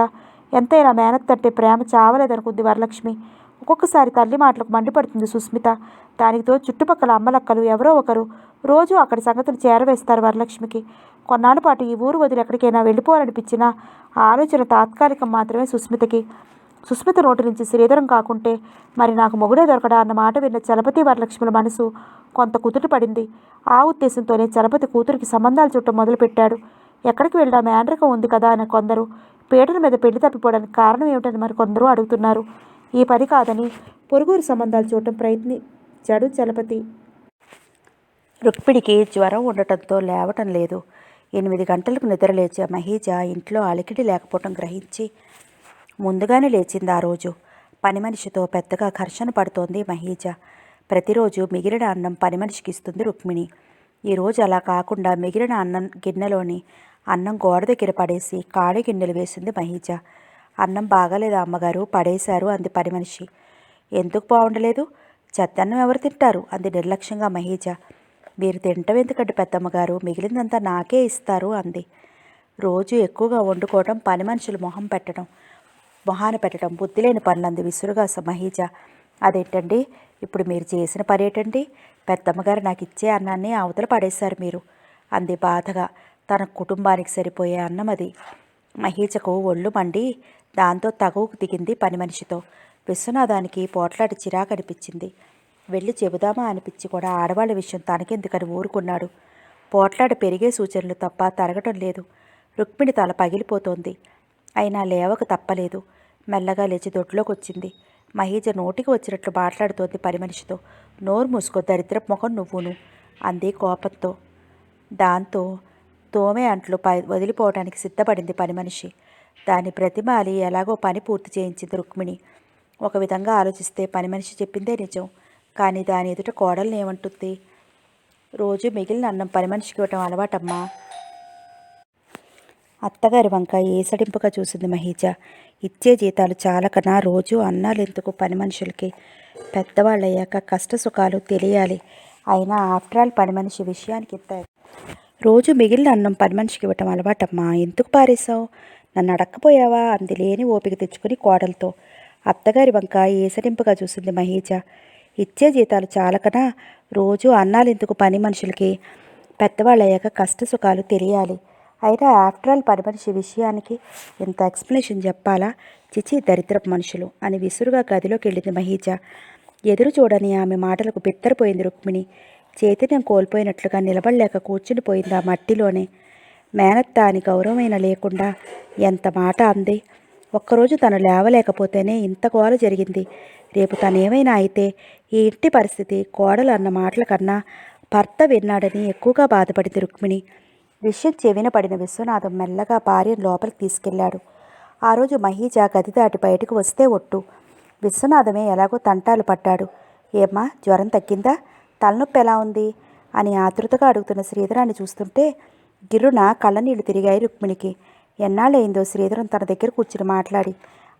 ఆ వేళంతా శ్రీధరం తల్లి దగ్గర కూర్చుని మందులు ఇచ్చి బత్తాయి రసం హార్లిక్స్ లాంటివి కూడా అవసరమైతే తనే తయారు చేసి ఇచ్చాడు. రుక్మిణి మందులు వాడే అవకాశం ఎప్పుడూ రాదు. వచ్చిందంటే బ్రహ్మప్రళయమే. అందుకే మాత్రలు వేసుకోవటానికే చిన్నపిల్ల కన్నా ఘోరంగా హంగామా చేస్తుంది. మాత్రలు చేదుగా ఉన్నాయని వేసుకొని పొమ్మని మంకుపట్టు పట్టింది రుక్మిణి. కమ్మని రోగాలు తియ్యని మందులు వస్తాయా? వేసుకోమని భార్యను మందలిస్తున్నాడు విశ్వనాథం. ఏ జ్వరానికే పోయేటంత తేలిక ప్రాణం కాదు నాది.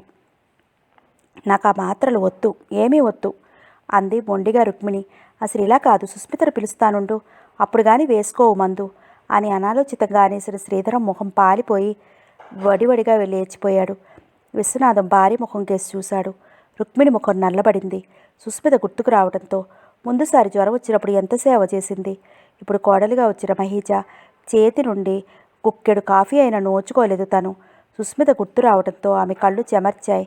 ఎలా ఉందో పిచ్చి పిల్ల, దాన్ని చూసి ఎన్ని రోజులైందో. మహీజకు సుస్మితికి ఎంత తేడా అన్నీ తెలిసి కూడా తని నరకంలో పడింది. మామగారు చేయి కాల్చుకుంటున్నారని తెలిసి కూడా గది బయటికి రాలేదంటే ఏం పిల్లో, అసలు ఇది ఆడజన్మేనా అనిపించింది రుక్మిణికి. కాస్త జ్వరం తగ్గగానే వంట పని తన పని తప్పలేదు రుక్మిణికి. ఒళ్ళు నొప్పులుగా ఉందని ఆఫీస్కి సెలవు పెట్టి ఇంటికొచ్చిన శ్రీధర్ ఒళ్ళెరగని జ్వరంతో మూలుగుతూ ఉండిపోయాడు. సాయంత్రానికల్లా రాత్రంతా కలవరింతలు, పిచ్చి మాటలు, కంగారు అనిపించిన రుక్మిణి అప్పటికప్పుడు రాత్రివేళ భర్తను పంపి గుళ్ళో ఆచారి దగ్గర నుంచి విభూది తాయెత్తు తెప్పించి కట్టింది. తెల్లవార్లు భార్యాభర్తలు శ్రీధరం మంచం దగ్గరే కూర్చున్నారు మేలుకొని. పరాయి మనిషిలా గది బయట నుంచి వచ్చి చూసి వెళ్ళిందే తప్ప ఏ కంగారు వ్యక్తపరచలేదు మహీజ. రుక్మిణి మనసులో ఆలోచనలు ఏగల్లా ముసురుతున్నాయి. మహీజకు ఇష్టం లేకుండా శ్రీధరాన్ని ఎలా చేసుకుంది? మరి ఇప్పుడు ఈ ప్రవర్తన అర్థం ఏమిటి? కట్టుకున్న పెళ్ళాం కదా, వాడికి ఇంకా తీవ్రంగా జ్వరం వస్తే కాస్తైనా బాధపడదే.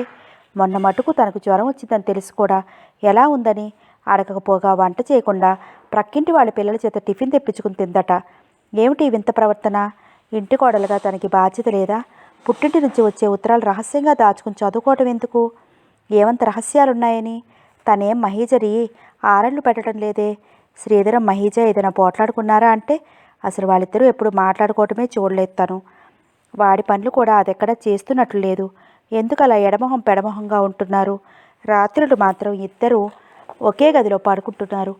ఈ వింత దాంపత్యం ఏమిటో అర్థం కావటం లేదు రుక్మిణికి. కాస్త వాడి కాళ్ళు పట్టరాదుటే రాత్రి నుంచి జ్వరం అయ్యే కాళ్ళు నొప్పులని అంటున్నాడు అంది రుక్మిణి. మనిషిని పెట్టండి, కావాలంటే డబ్బు పారేద్దాం. రోగిష్టి వాళ్ళకి నేను సేవలు చేయను అంది మహీజ. కోడలు కాదు కొరివి అనుకుంది రుక్మిణి కోపంగా. ఆ సాయంకాలానికి ఎవరో హైదరాబాద్ నుంచి వచ్చారని ఎంతో ఉత్సాహంగా తయారై వాళ్లతో వెళ్ళింది మహీజ. ఉసూరు మంది రుక్మిణి మనసు. శ్రీధరం కళ్ళు మూసుకుని మాట్లాడకుండా పడుకున్నాడు. తనకి మహీజకి మధ్య నుండి తెలిస్తే తల్లి ఏమవుతుందో తనకి బాగా తెలుసు. సుస్మిత ఇప్పుడు మహీజ స్థానంలో ఉంటే ఎంత కంగారు పడేది? తనను అసలు విడిచి వెళ్ళేదా? ఎంత ప్రేమగా చూసేది? సుస్మిత సహచర్యంలో తన జ్వరం నిమిషాల మీద ఎగిరిపోయేది. అసలు వచ్చేదే కాదు. బలంగా కణతల మీద రుద్దుకున్నాడు శ్రీధరం బాధగా.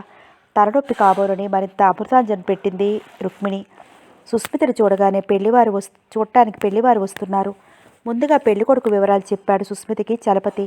మౌనంగా తండ్రి చెప్పేవన్నీ విన్నాక తన ఈ పరిస్థితిలో పెళ్లికి ఏమాత్రం అంగీకరించలేనని నిర్మోహమాటంగా చెప్పింది సుస్మిత. కూతురు మాటలకు తెల్లబోయాడు చలపతి.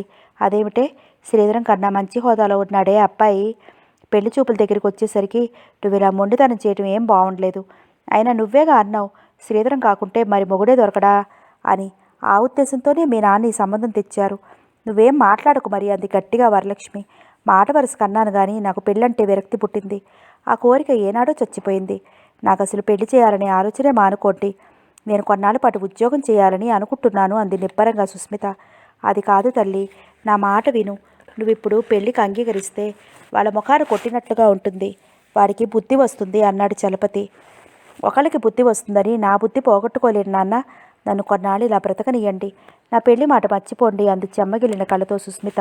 కూతురి మనసులోని గాయం తగ్గలేదని, దానికి కారణమైన శ్రీధరాన్ని మనసులోనే నిందించుకున్నాడు చలపతి. బాగుందే నీ నిర్ణయం. పెళ్లి చేసుకోకుండా ఎంతకాలం ఉంటావు? అతను బాగానే ఉన్నాడు, నువ్వు మాత్రం కృంగిపోతున్నావు. అనుకున్నవన్నీ జరగాలని రాసిపెట్టి ఉందా ఏమిటి? అసలు నేను కాలేజీ చదువులు వద్దు అంటూనే ఉన్నాను మొదటి నుంచి. ఎంత కావలసిన వాళ్ళైనా సరే మగపిల్లాడు ఉండేసరికి కొండెక్కి కూర్చుంటున్నారు. ఒక్క క్షణం చూడకుండా ఉండలేకపోయేవాడు. ఎందుకు ఇలా చేశాడో? వరలక్ష్మి మనసులోని ఆవేదన వెళ్ళకక్కుతోంది. సుస్మితకి తండ్రి పెళ్లి ప్రయత్నాలు చేయటం భరించలేని బాధగా తయారైంది. అందరి ఆడపిల్లలా వచ్చిన వారందరి ఎదుట కూర్చుని వారడిగే యక్ష ప్రశ్నలకు జవాబులు పెట్టే బాధ తనకు లేదని, కట్నాల ప్రసక్తితో సంబంధాలు తప్పిపోకుండా శ్రీధరం బావ తనకు ఒక వరంలా లభించాడని మురిసిపోయింది. పుట్టి వయసు వచ్చిన నాటి నుంచి మనసులో బావనే ఆరాధించింది. మనసా వాచా శ్రీధరాన్ని భర్తగా ఊహించుకుంది.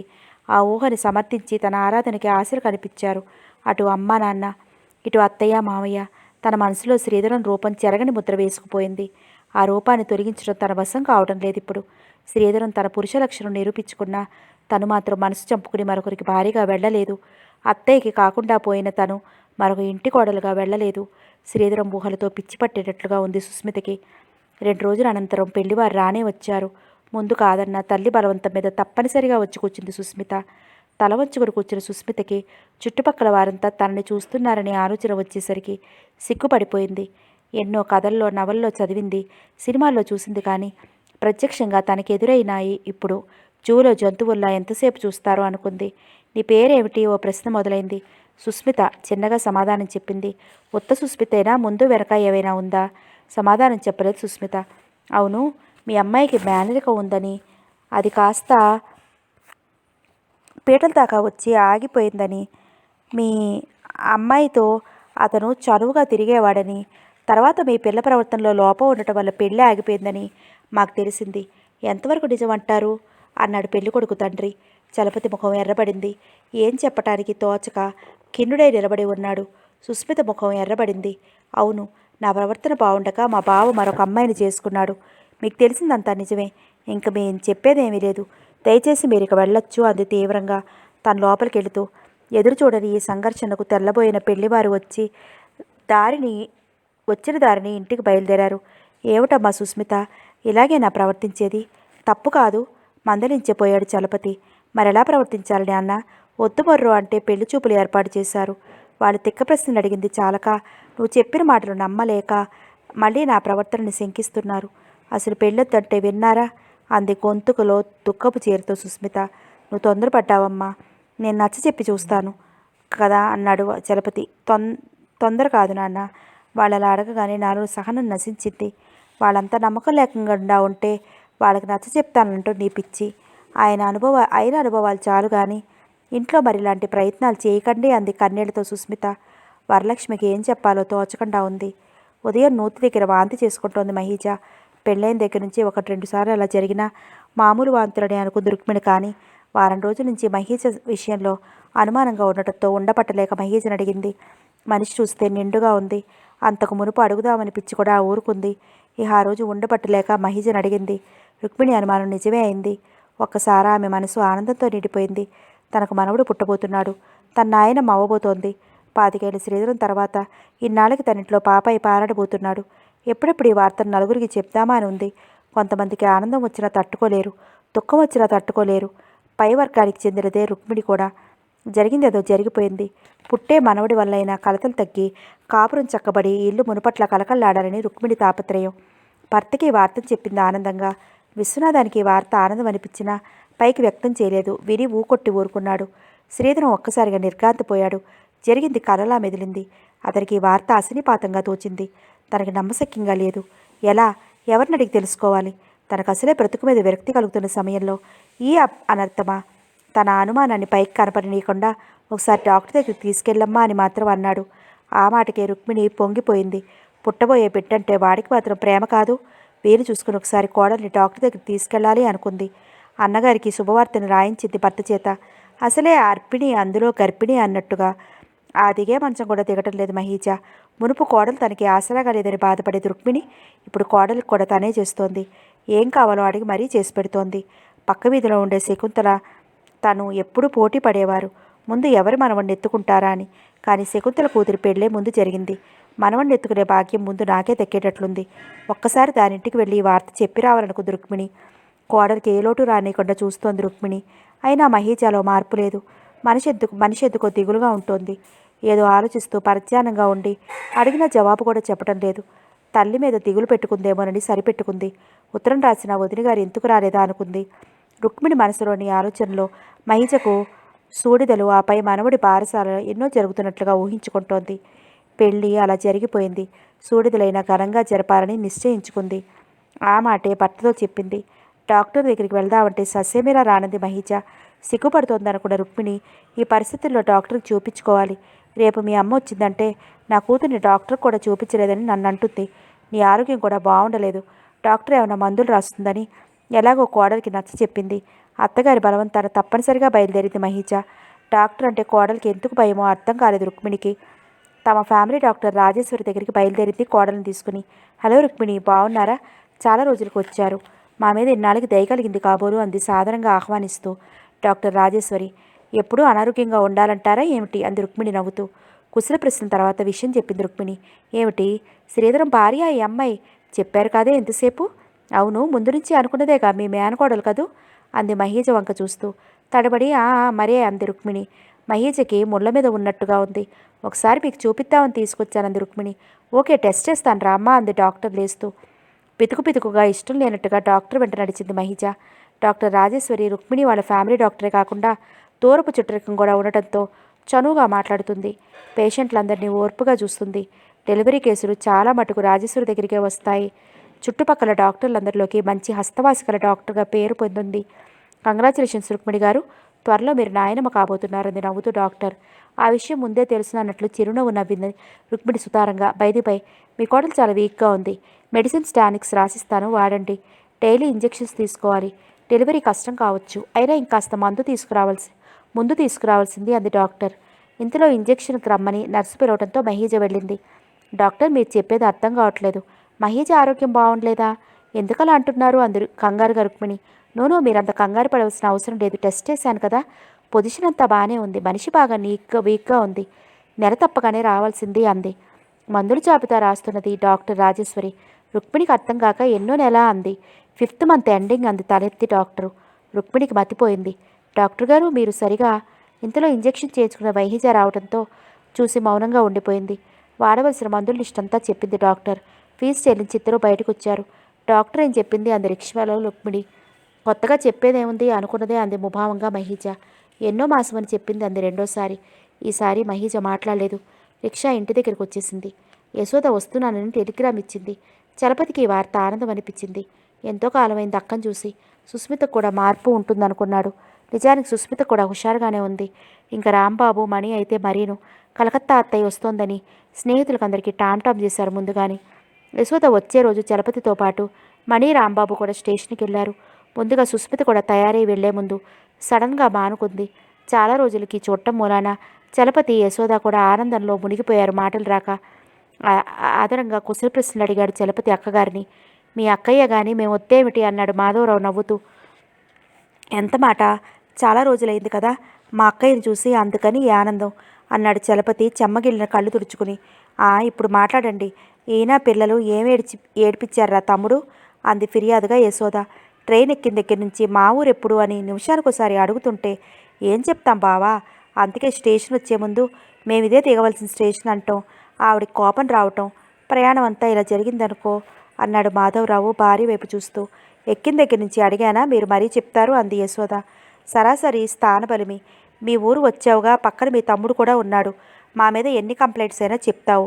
ముందు ఇంటికి పోదాం పదండి అన్నాడు మాధవరావు. కిషోర్కి ఊరు, మనుషులు అంతా తమాషాగా ఉంది. తల్లి పరిచయం చేయగానే వినయంగా నమస్కరించారు రేఖా కిషోర్లు. రాంబాబుకి, మణికి వాళ్ళిద్దరిని చూస్తే ఆశ్చర్యంగా ఉంది. వాళ్ళిద్దరూ హిందీలో మాట్లాడుకోవటం మరీ వింతగా ఉంది.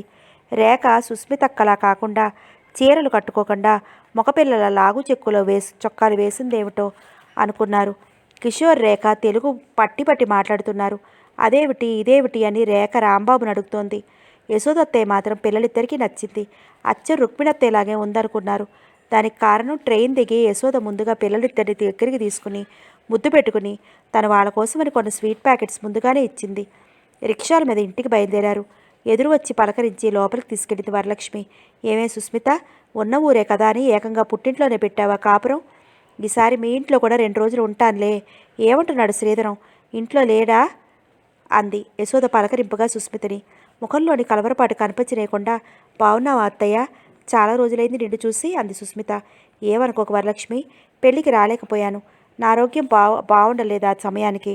పైగా మీ అన్నగారి సంగతి తెలుసు కదా, 2 వైపులా కావలసిన వాళ్లే. ఎంతో బాధపడ్డాను రానందుకు. ఇంతకీ పెళ్లి బాగా జరిగిందా? ఏమిటి విశేషాలు?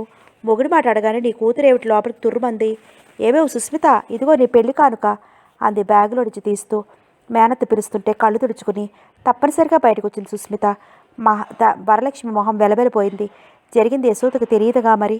ముందు స్నానాలు కానియండి వదిన, వంట అయిపోయింది, భోజనాలు చేతురు కానీ ప్రయాణం అలసట తగ్గుతుంది, తర్వాత మాట్లాడుకోవచ్చు విషయాలన్నీ అని తెలివిగా మాట మార్చి ఆడపడుచుని లేవదీసింది వరలక్ష్మి.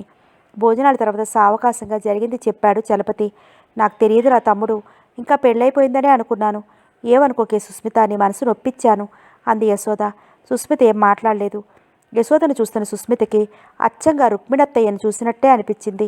కన్నా ఓ ఛాయ్ తక్కువ అయినా యశోద రుక్మిణి ఇద్దరు కవలల్లా ఉంటారు.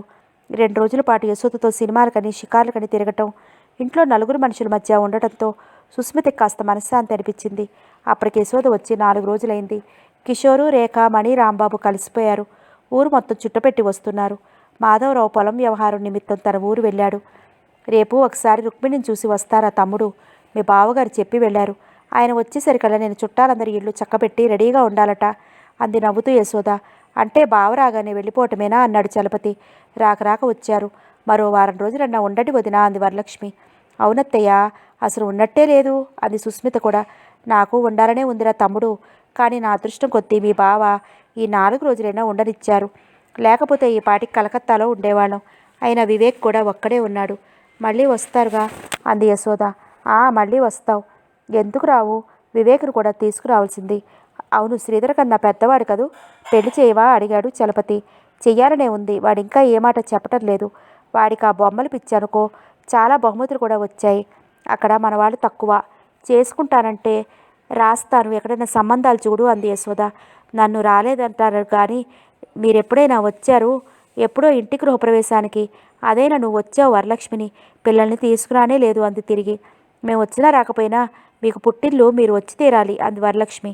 సుస్మితను ఒకసారి నాతో తీసుకువెడతాను. ఎప్పుడూ రాలేదుగా అంది యశోద. గతుక్కుమంది సుస్మిత. ఎందుకో ఈ టాపిక్ నచ్చలేదు. మర్నాడు యశోద చెల్లెలింటికి బయలుదేరింది. వెళ్లే ముందు సుస్మితను కూడా రమ్మంది కానీ సుస్మిత ఏదో సాకు చెప్పి తప్పించుకుంది. ఎన్నాళ్ళకో వచ్చిన అక్కయ్యని చూడగానే రుక్మిణి హృదయం ఆనందంతో పొంగింది. కుశల ప్రశ్నల తర్వాత ఇద్దరూ ఎంతోసేపు మాట్లాడుకున్నారు. శ్రీధరం క్యాంపుకి వెళ్ళాడని రుక్మిణి చెప్పింది. యశోద పిల్లలు భర్త తన ఇంటికి రానందుకు నొచ్చుకుంది. ఎలాగో సరిచెప్పుకుంది యశోద చెల్లెలికి. మహీజని యశోదే పలకరించింది ముందుగా. మహీజ పద్ధతేం యశోదకి నచ్చలేదు. ఆ మాటే రుక్మిణి దగ్గర అంది. శ్రీధరం పెళ్లి దగ్గర నుంచి జరిగినవన్నీ తూచా తప్పకుండా అన్ని విషయాలు అక్కగారికి చెప్పింది రుక్మిణి. అది విన్న యశోద జరిగిన దానికి బాధపడి సుస్మిత మనసు బాగా దెబ్బతింది. నేను ఎలాగూ దూరంగా ఉన్నాను, నువ్వు కూడా తమ్ముడికి దూరం అయ్యావు అంది. మహీజ ప్రవర్తన అంతా చెప్పి తనెలా బాధపడుతోంది చెప్పి వాపోయింది రుక్మిణి. ఆ కొంచెం సేపట్లో మహీజను చేసుకుని చెల్లెలు ఏమాత్రం సుఖపట్టం లేదని గ్రహించింది యశోద. సాయంకాలం వెళ్ళిపోతానన్న అక్కగారిని చూసి కన్నీళ్లు పెట్టుకుని మరో 2 రోజులు ఉండమని ప్రాధేయపడినట్టుగా అడిగింది రుక్మిణి. విశ్వనాథం కూడా గౌరవంగా పలకరించి 2 రోజులను ఉండమని ఒత్తిడి చేశాడు వదిన గారిని. వాళ్ళిద్దరి బలవంతం మీద ఉండాలనిపించిన భర్త వైఖరి తెలిసిన యశోదకు వెళ్ళక తప్పలేదు. యశోదకి పసుపు కుంకుమతో పాటు చీర జాకెట్టు కూడా ఇచ్చింది రుక్మిణి. ఇప్పుడెందుకు రుక్మిణి అనవసరంగా, ఏదైనా పెళ్ళా పేరంటమా అంది వద్దని చెప్తున్నట్లుగా యశోద. పెళ్ళికి కూడా రాలేదు, రాక వచ్చావు, నా మాట కాదనుకో అంది రుక్మిణి బలవంతంగా అక్కగారికి ఇస్తూ. చెల్లెలి మాట కాదనలేక తప్పనిసరిగా తీసుకుంది యశోద. తనందరికీ కానిదాన్ని అయిపోయారని, చలపతి కుటుంబం తన ఇంటివైపు తొంగి కూడా చూడటం లేదని తన మనసులో బాధ చెప్తూ, నువ్వైనా వచ్చావు సంతోషం, నాకంతే చాలంది రుక్మిణి. యశోదకి చెల్లెలు పరిస్థితి బాధ అనిపించినా ఏం చెప్పలేక విడవలేక విడిచి వెళ్ళింది. ముందు మాట వరుసగా అన్నదేమో అనుకున్న సుస్మిత అనుమానం నిజం చేసింది యశోద. సుస్మితని తనతో తీసుకెళ్తానని పట్టుపట్టింది. ఇప్పుడు కాదత్తయ్య, ఈసారి ఎప్పుడైనా వస్తానే అంది సుస్మిత. కాదు కూడదని బలవంతం చేసింది యశోద. మాధవరావు కూడా చెప్పడంతో సుస్మితకి ఇంకా ఒప్పుకోక తప్పలేదు. అత్తయ్య పిల్లలు వెళ్ళిపోతారంటే దిగులుగా ఉంది మణికి రాంబాబుకి. వాళ్ళకి కలకత్తా వెళ్లాలనిపించింది కూడా పడి ఉండటంతో ఆ ఉద్దేశం మార్చుకున్నారు. సుస్మిత అక్కడిని రమ్మంటే ఎందుకంత పెట్టు చేస్తుందో అర్థం కాలేదు వాళ్ళకి. మహీజ గర్భవతి అన్న విషయం తప్ప అంతకుమించి మరే విషయాలు చెప్పలేదు యశోద తమ్ముడి ఇంట్లో. సుస్మితకి అత్తయ్య చెప్పిన విషయం విన్నప్పటి నుంచి మనసంతా ఏదోలా తయారైంది. ఈ పరిస్థితుల్లో కలకత్తా వెళ్ళటం మంచిదేమో అనుకుంది. యశోదకి భర్తకి పిల్లలిద్దరికీ ఖరీదైన బట్టలు కొని తెచ్చాడు చలపతి. లడ్డూలు కారపూస అరిసెలు చేయించి వద్దన్న యశోదకి ఇచ్చాడు. తమ్ముడి అనురాగానికి ఆర్ద్రమైంది యశోద మనస్సు. ఎలా అయితేనేం సుస్మిత మేనత్తతో కలకత్తా బయలుదేరింది. స్టేషన్ దాకా వచ్చి వీడుకోలిచ్చి సాగనంపారు చలపతి కుటుంబం. రుక్మిణి మనసు బాగుండలేదు. ఆ రోజు డాక్టర్ చెప్పిన మాటలే పదే పదే మనసులో మెదులుతున్నాయి. శ్రీధరం పెళ్ళయి 3 నెలలైంది. మహేజ్కి 6వ నెల. ఇదేలా సాధ్యం? తను పొరపాటుగా వినలేదు కదూ. డాక్టర్ చెప్పిన మాటలకు మహేజ్ను చూస్తే నిజమేమో అనిపిస్తోంది. ఈ విషయం మహేజ్కు తెలిసినందువల్లే డాక్టర్ దగ్గరకు రానందా? ఏమన్నా అడుగుదామంటే సమాధానం చెప్తుందో చెప్పదో. శ్రీధరానికి చెప్తే వాడికి ఈ విషయం తెలిస్తే ముందు ఇంట్లో నుంచి బయటకు గెంటుతాడు. ఇప్పటికే సగం పరువు బజారున పడింది. పోనీ ఆయనతో చెప్తే సరిగ్గా తెలుసుకోకుండా ముందు తను తొందరపడటం మంచిది కాదేమో. చెబితే తర్వాత పరిస్థితి తనకు బాగా తెలుసు. చెప్పకుండా ఉంటే శ్రీధరాన్ని మోసం చేసినట్లు అవుతుంది. కాస్త ఇప్పుడిప్పుడే వాడు కోలుకుంటున్నాడు. చెప్తే మళ్ళీ ఏమవుతాడో, ఏ ఉపద్రవం వస్తుందో సలహా అడిగేందుకు కూడా ఎవ్వరూ లేరు. ఒంటరిగా ఉన్నట్లు అనిపించింది రుక్మిణికి. ఏం చేయడానికి తోచకుండా ఉంది. మొన్న యశోదక్కయ్య ఎన్నో నెలలను అడిగితే ఏం చెప్పాలో తోచక మాట మార్చేసింది. డాక్టర్లు చెప్పిందే నిజమైతే నలుగురిలో తన పరువు నట్టేట్లో కలుస్తుంది. ఒకసారి డాక్టర్ దగ్గరికి కలుసుకుని వివరంగా తెలుసుకోవాలనుకుంది రుక్మిణి. తెలిసిన వాళ్ళింటికని చెప్పి నేరుగా డాక్టర్ దగ్గరికి బయలుదేరింది. పేషెంట్స్ తక్కువగా ఉండటంతో హాస్పిటల్ అంతా నిర్మలంగా ఉంది. ఏమిటి ఇలా వచ్చారు? ఎలా ఉంది మీ కోడలికి అని అడిగింది డాక్టర్. ఆరోగ్యం బాగానే ఉంది. మీరు ఆ రోజు ఎన్నో నెలలని చెప్పారో నాకు జ్ఞాపకం రాలేదు. ఖచ్చితంగా ఎన్నో నెలలో చెప్పండి అంది రుక్మిణి. ఎందుకలా అనుమానంగా అడుగుతున్నారు? ఏం జరిగింది? ఆశ్చర్యంగా అడిగింది డాక్టర్. తనలోని తొట్టుపాటు కనపడలేకుండా మరేం లేదు, సూడిదలు అని ఏవో పద్ధతులున్నాయిగా, అందుకని నెలలు తెలుసుకుందామని అంది తెలివిగా రుక్మిణి. ఓ ఐసి, అదే మీ అనుమానం. మీ కోడలికి 6వ నెల వచ్చి ఉండవచ్చు. మీరొచ్చి 10 రోజులైంది కదా అంది. 10 రోజులైంది. అయితే ఇప్పుడు 6వ నెల అన్నమాట. 7వ నెలలో సూడిదలు జరిపించాలి అంది రుక్మిణి. డాక్టర్ దగ్గర ఏదో మాట్లాడాలన్నట్టుగా డాక్టర్ దగ్గర సెలవు తీసుకుని బయటకు వచ్చింది. మహీజ అంటే అసహ్యం పేరుకుపోయింది రుక్మిణి మనసులో. అంటే మహీజ తిరిగిన తిరుగుళ్ళకి తన కొడుకు బాధ్యుడయ్యాడు. ఒళ్ళంతా కంపరంగా ఉంది రుక్మిణికి. మనసు చిక్కబట్టుకుని ఆలోచించింది. జరిగింది ఎలాగూ జరిగింది. తనిప్పుడు ఏం చేసినా ఏమీ ప్రయోజనం లేదు. ఎంత మోసం చేశాడు అన్నయ్య. ఎప్పుడూ తనింటికి రాని అన్నయ్య ఈ పెళ్లి రూపేణ తనింటికి వచ్చాడని మురిసిపోయింది. ఎంత దురాలోచన ఉందని తెలుసుకోలేకపోయింది. ముందు బంధువుల్లో ఈ విషయం తెలిస్తే తన నలుగురిలో తలెత్తుకుని తిరగలదా? ఎంత పని చేశావయ్యా భగవంతుడా! అపంశుభం తెలియని సుస్మితకి మా చేత అన్యాయం చేయించావా? మోకగా ఘోషిస్తోంది రుక్మిణి అంతరాత్మ. కొద్ది రోజులకే చెప్పా పెట్టకుండా అకస్మాత్తుగా వచ్చిన సుస్మితను చూసి ఆశ్చర్యం పొందిన చలపతి, అప్పుడే వస్తావనుకోలేదన్నాడు. నువ్వు వస్తుంటే అత్తయ్య ఉండమని ఆపలేదా? చాటుగా అడిగింది కూతుర్ని వరలక్ష్మి. ఉండమని అందమ్మా, కానీ నాకు ఇంక ఉండాలనిపించట్లేదు, అందుకని వచ్చేసానంది ముభావంగా సుస్మిత. సుస్మితతో పిల్లలకి బొమ్మలు, రసగుల్లాలు పంపింది యశోద. 1-2 సార్లు వివేకుని గురించి తల్లిదండ్రులు అడుగుతుంటే సుస్మితకి అసలు విషయం అర్థమైంది. తన ఊరు వచ్చేశాక సుస్మితకి మనసు కాస్త శాంతి అనిపించింది. రుక్మిణి అత్తయ్య ఇంట్లో విశేషాలు ఏమిటో అడుగుదామనిపించి కూడా ఊరుకుంది. ఏవో 2 కవర్లు వచ్చాయని, తను లేని సమయంలో అని తల్లి తెచ్చి సుస్మితకిచ్చింది. ఆతృతగా విప్పి చూసింది సుస్మిత. ఒకటి ఎవరో ఫ్రెండ్ రాసింది. రెండవది తను అప్లై చేసిన బ్యాంకు వాళ్ళు పలానా రోజు టెస్ట్ ఉందని రమ్మని పంపారు. అప్పటికే టైం దాటిపోయింది. ఉద్యోగ ప్రయత్నాలు మొదలుపెట్టినప్పటి నుంచి డైలీ పేపర్ తెప్పిస్తోంది సుస్మిత. అప్లై చేయడం తప్ప ఏ ఒక్కటి కలిసి రావటం లేదు. సుస్మితకి మళ్ళీ ఏదో కంపెనీలో ఇంటర్వ్యూ ఉందని వచ్చింది.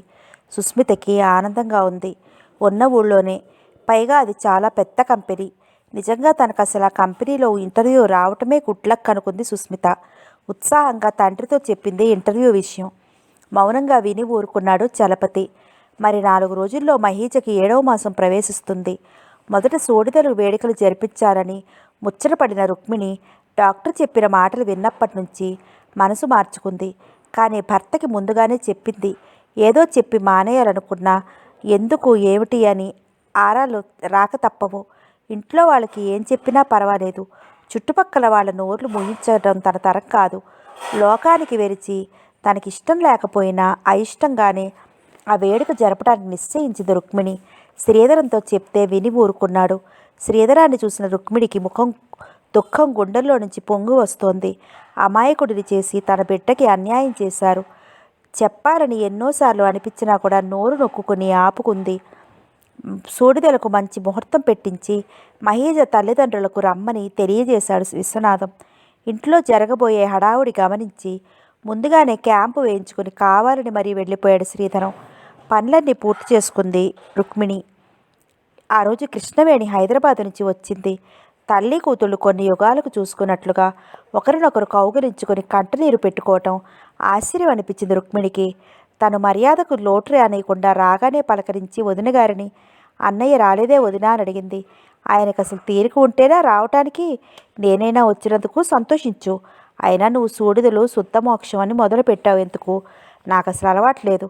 మంచి రోజు చూసి పిల్లని తీసుకెళ్దామని వచ్చాను. పిల్ల బాగా నీరసంగా తయారైంది. అందుకే అంటారు ఇలాంటి సమయంలో తల్లి దగ్గర ఉండాలని.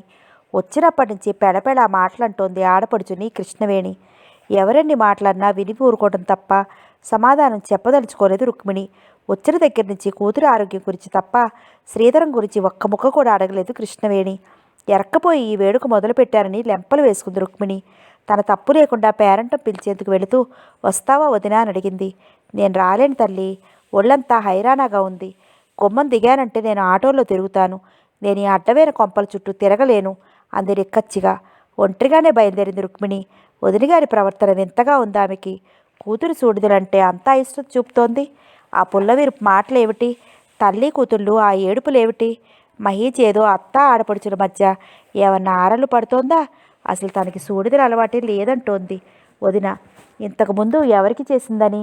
తొలిసారి తమ బిడ్డలకు పసుపు కుంకుమ ఇవ్వాలని తల్లులు ఎంత తాపత్రయపడతారు? మరి వీళ్ళ ప్రవర్తన ఏమిటో అనుకుంది రుక్మిణి. చిన్నపిల్లల కుంకుమ భరణి చేత్తో పట్టుకుని ఇల్లు తిరగాలంటే చచ్చేంత సిగ్గుగా ఉంది రుక్మిణికి. అసలు తన ఇంట్లో వచ్చే పేరంటాలే తక్కువ. వరలక్ష్మి వ్రతం నాడు పేరంటం చేసిన సుస్మితే పిలిచేది. తనకు అవసరం వచ్చేది కాదు. సుస్మిత గుర్తురాగానే అవును అక్కడ పిలవద్దు పేరంటం అనుకుంది రుక్మిణి. ఆలోచన రాగానే ఆమె ఒంట్లో నుంచి రక్తం పొంగినట్లు, చెవుల్లో నుంచి వెచ్చని పొగలు వచ్చినట్లు అనిపించింది. వెళ్ళాలంటే ఏదో జంకు, కానీ వెళతాను. ఏమన్నా అంటారా? పడతాను. మనసుకు నచ్చ చెప్పుకుని తప్పనిసరిగా బయలుదేరింది. చాలా రోజుల తర్వాత తమ్ముడింటికి వచ్చిన రుక్మిణికి మనసులో ఎన్నో ఆలోచనలు, అనుమానం. తప్పు చేసిన దానిలా శరీరం వడకటం ప్రారంభించింది. అయినా తమాయించుకుని లోపలికి అడుగుపెట్టింది. ముందు హాల్లో కూర్చుని ఏదో కాగితాలు చూసుకుంటున్న చలపతి తల ఎత్తి చూశాడు వచ్చిందెవరా అని. ఎదురుగా అక్కగారిని చూడగానే ఉలిక్కిపడ్డాడు. నువ్వా? రారా, ఏంటి ఇలా వచ్చావు అన్నాడు కంగారుగా చలపతి.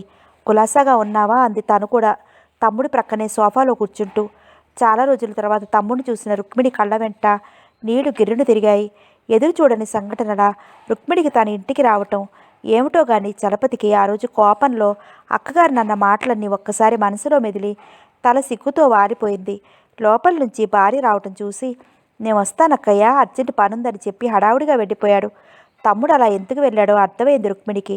మంచినీళ్ళు కావాలా వదినా అంది వరలక్ష్మి. దాహం లేకపోయినా కావాలంది రుక్మిణి. మరదలు లోపలికి వెళ్ళినప్పుడు ఒక్కసారి చుట్టూ చూసింది. సుస్మిత ఎక్కడ నాకు కనపడుతుందేమోనని. మంచినీటితో పాటు కాఫీ కూడా తెచ్చింది వరలక్ష్మి. కాఫీ వద్దులే వరలక్ష్మి, మంచినీటి త్రాగ్గానే కడుపు నిండిపోయింది అంది రుమాల్తో మూతి తుడుచుకుంటూ. పర్వాలేదు కాఫీయేగా, త్రాగండి అంది వరలక్ష్మి. మాట్లాడకుండా కాఫీ త్రాగింది రుక్మిణి.